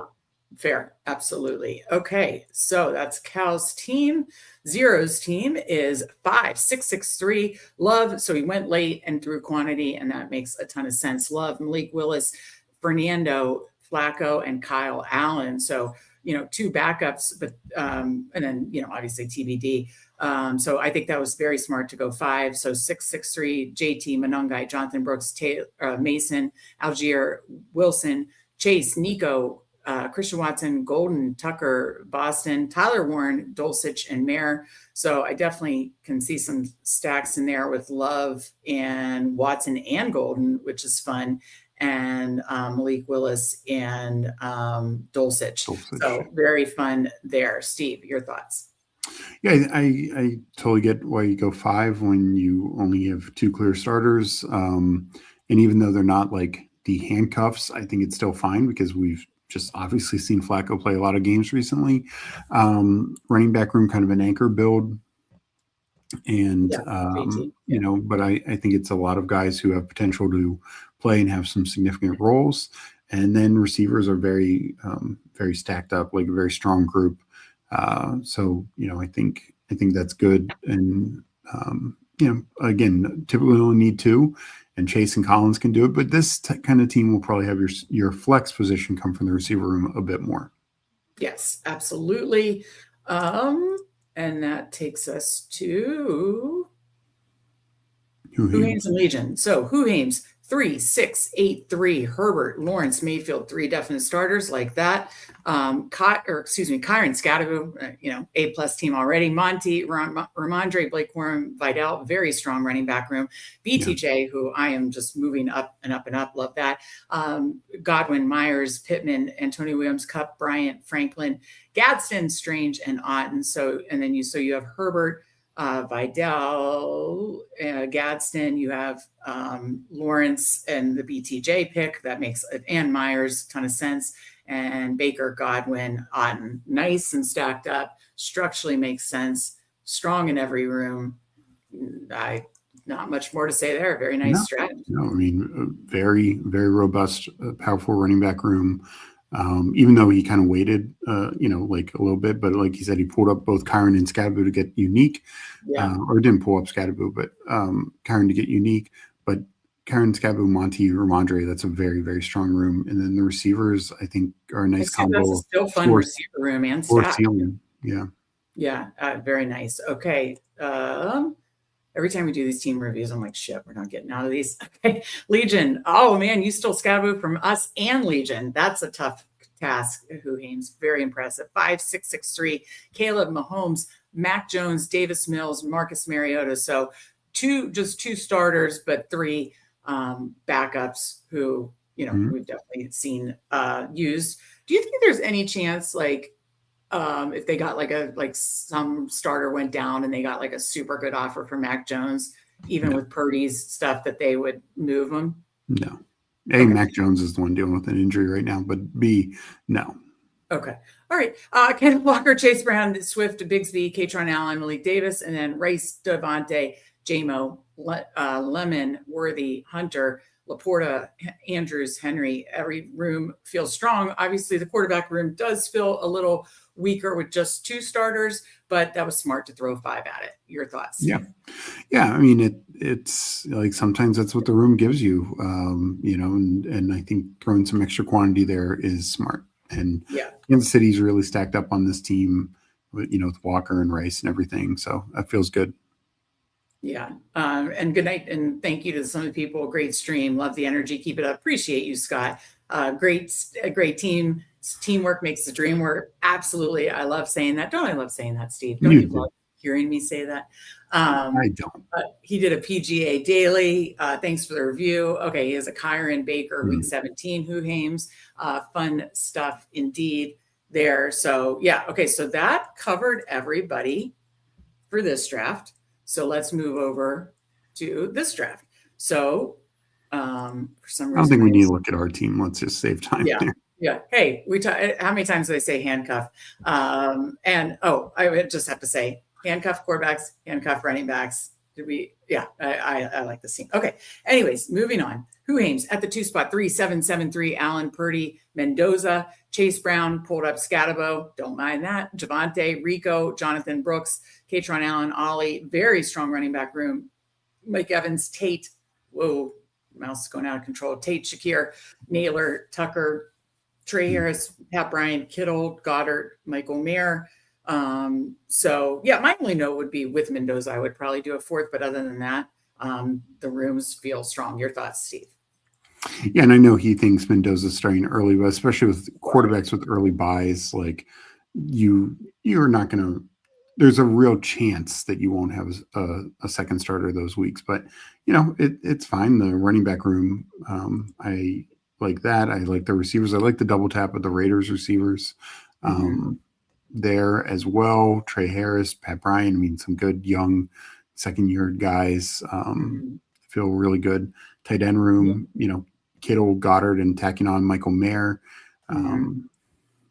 So yeah, I think it's a good, well-built team overall. Yeah.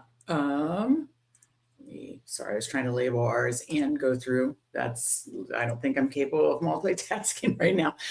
Cal goes 3-6-7-4 from the 4 spot. Lamar, Mahomes, Stafford, 3 starters like that. Bucky, Monangai, Aaron Jones, Rashad White, Keon Mitchell, Nicholas Singleton, AJ Brown, George Pickens, Zay Flowers, DJ Moore, Jalen McMillan, Darnell Mooney, Troy Franklin, Dalton Kincaid, Juwan Johnson, David Njoku, and Ingram. I mean, I personally would have probably done a 4th quarterback over a 4th tight end because I think you're good with Kincaid, Juwan Johnson, Njoku, but that's just me. I value quarterbacks way more than tight ends. I value quarterbacks, running backs, receiver, tight ends in that order.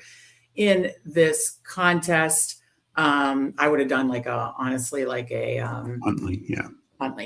Huntley or even Fields because there's clear, whatever. Your thoughts, Steve? Yeah, that's about it. I think everything else is very strong. I mean, you have 3 really good starting quarterbacks, but that's the whole thesis is just add some insurance. A 20th round insurance pick for Lamar is, probably more valuable than the 4th tight end. Yeah, and especially those, adding a Kyle, is it some of the that's why I haven't we don't know Danny Dimes backup for sure, but who's that guy that's the 2nd year, 3rd year kid? Riley Leonard. Yeah, it's I don't know. Do I really believe? But adding, a Huntley, who we know, didn't he in week 17 put up a big game against Green Bay, right? Yeah. So it's that's where that game was wild, wasn't it? Right around Christmas in week 17, and it was both Huntley and Malik Willis just smashed these 2 backup quarterbacks. Crazy. But that's the kind of shit that happens, unfortunately, with quarterback injuries. That would be the only note, is make it more like a 4-6-7-3. Other than that, the rooms feel strong and looking good there. And I appreciate you, Cal. We talked through ours. I thought there was one other game tight. Yeah, where did I passed him 6 times? It's my mouse, Steve. I put a new battery in and everything. Okay. Game type 3-7-7-3. Aiden Daniels, Malik Willis, Anthony Richardson, Genty, Achan, Swift, Judkins, Mason, Mike Washington, Jalen Wright, and then Terry, JMO, DK Metcalf, Golden, Hunter, Antonio Williams, Chris Bell, then Kyle Pitts, Chig, Dulcich. So I would say game tight. First of all, I would want at least 3 starting quarterbacks. First of all, and then especially with 2 running quarterbacks, I would probably make this like a 4 and 1 being Mariota at the end with Jaden, and then like Anthony Richardson should be, you are exceeding very, very, very strong running back room. Strong, but like some of the, like a Matthew Golden could even be like Kirk Cousins. I think of another, my brain's fried, Steve. Help me out here. Quarterback. It is tough. There's not a mid-tier of quarterbacks, obviously, once you get past like Rodgers and Geno. But yeah, I would even, going Genty, Achane, Swift, I would even trade Judkins for like a 3rd starter, and then instead of Anthony Richardson, I would make that Marcus Mariota. That would be my notes. Other than that, the running back room is filthy, nasty, good. But I don't think you needed 7, because you had 4 by 65. And then the receiver room is fun, and there's some correlation there. But I wouldn't like force correlation with a Chris Bell or a Dulcich. You got really nice correlation. I just wouldn't this would have been like a 4. Yeah, 6. Washington and Miami's totally stacked up. I think I would have had 4 or even 5 quarterbacks. Like if you're only going to those 2, I would take 3 late quarterbacks. Just maybe only go 2 tight ends. I know you sacrifice some correlation, but I definitely, running back, I think you're so set. I don't know if you need the 7th there. But yeah, it's a good team. It's just you need Daniels and Willis to stay healthy. Right. Exactly. But definitely fun correlation. We appreciate you, Game Tight, and appreciate all of you. I think that concludes it. Scott says, okay, I can't do handcuffs drinking game. I'd be hammered in the first 5 minutes. That is true. Travioli's coming in with the GM at nearly 12:30. So we went for 3 hours, but it was a fun sibling showdown. Good to see you, Travioli. We appreciate you. We appreciate all of you watching, making sure to subscribe. Best ball content every single weekday. Sunday shows for our YouTube Fanspeak fam members. Again, check out the link in the description for our Substack. Guys like, Hartman and, a lot of people in here. Obviously, Hartman, Coolers, Mike. I know I shouted out Hallie, loyal Substack members. We appreciate you. Link in the description, 20% off, less than $30 a year-around content. If we get to 100, we're doing a drinking stream for 12 hours later in the summer. Okay. Are you ready for that, Steve? Sounds good. Well, let's get there. But thank you, Hartman. Thank you all.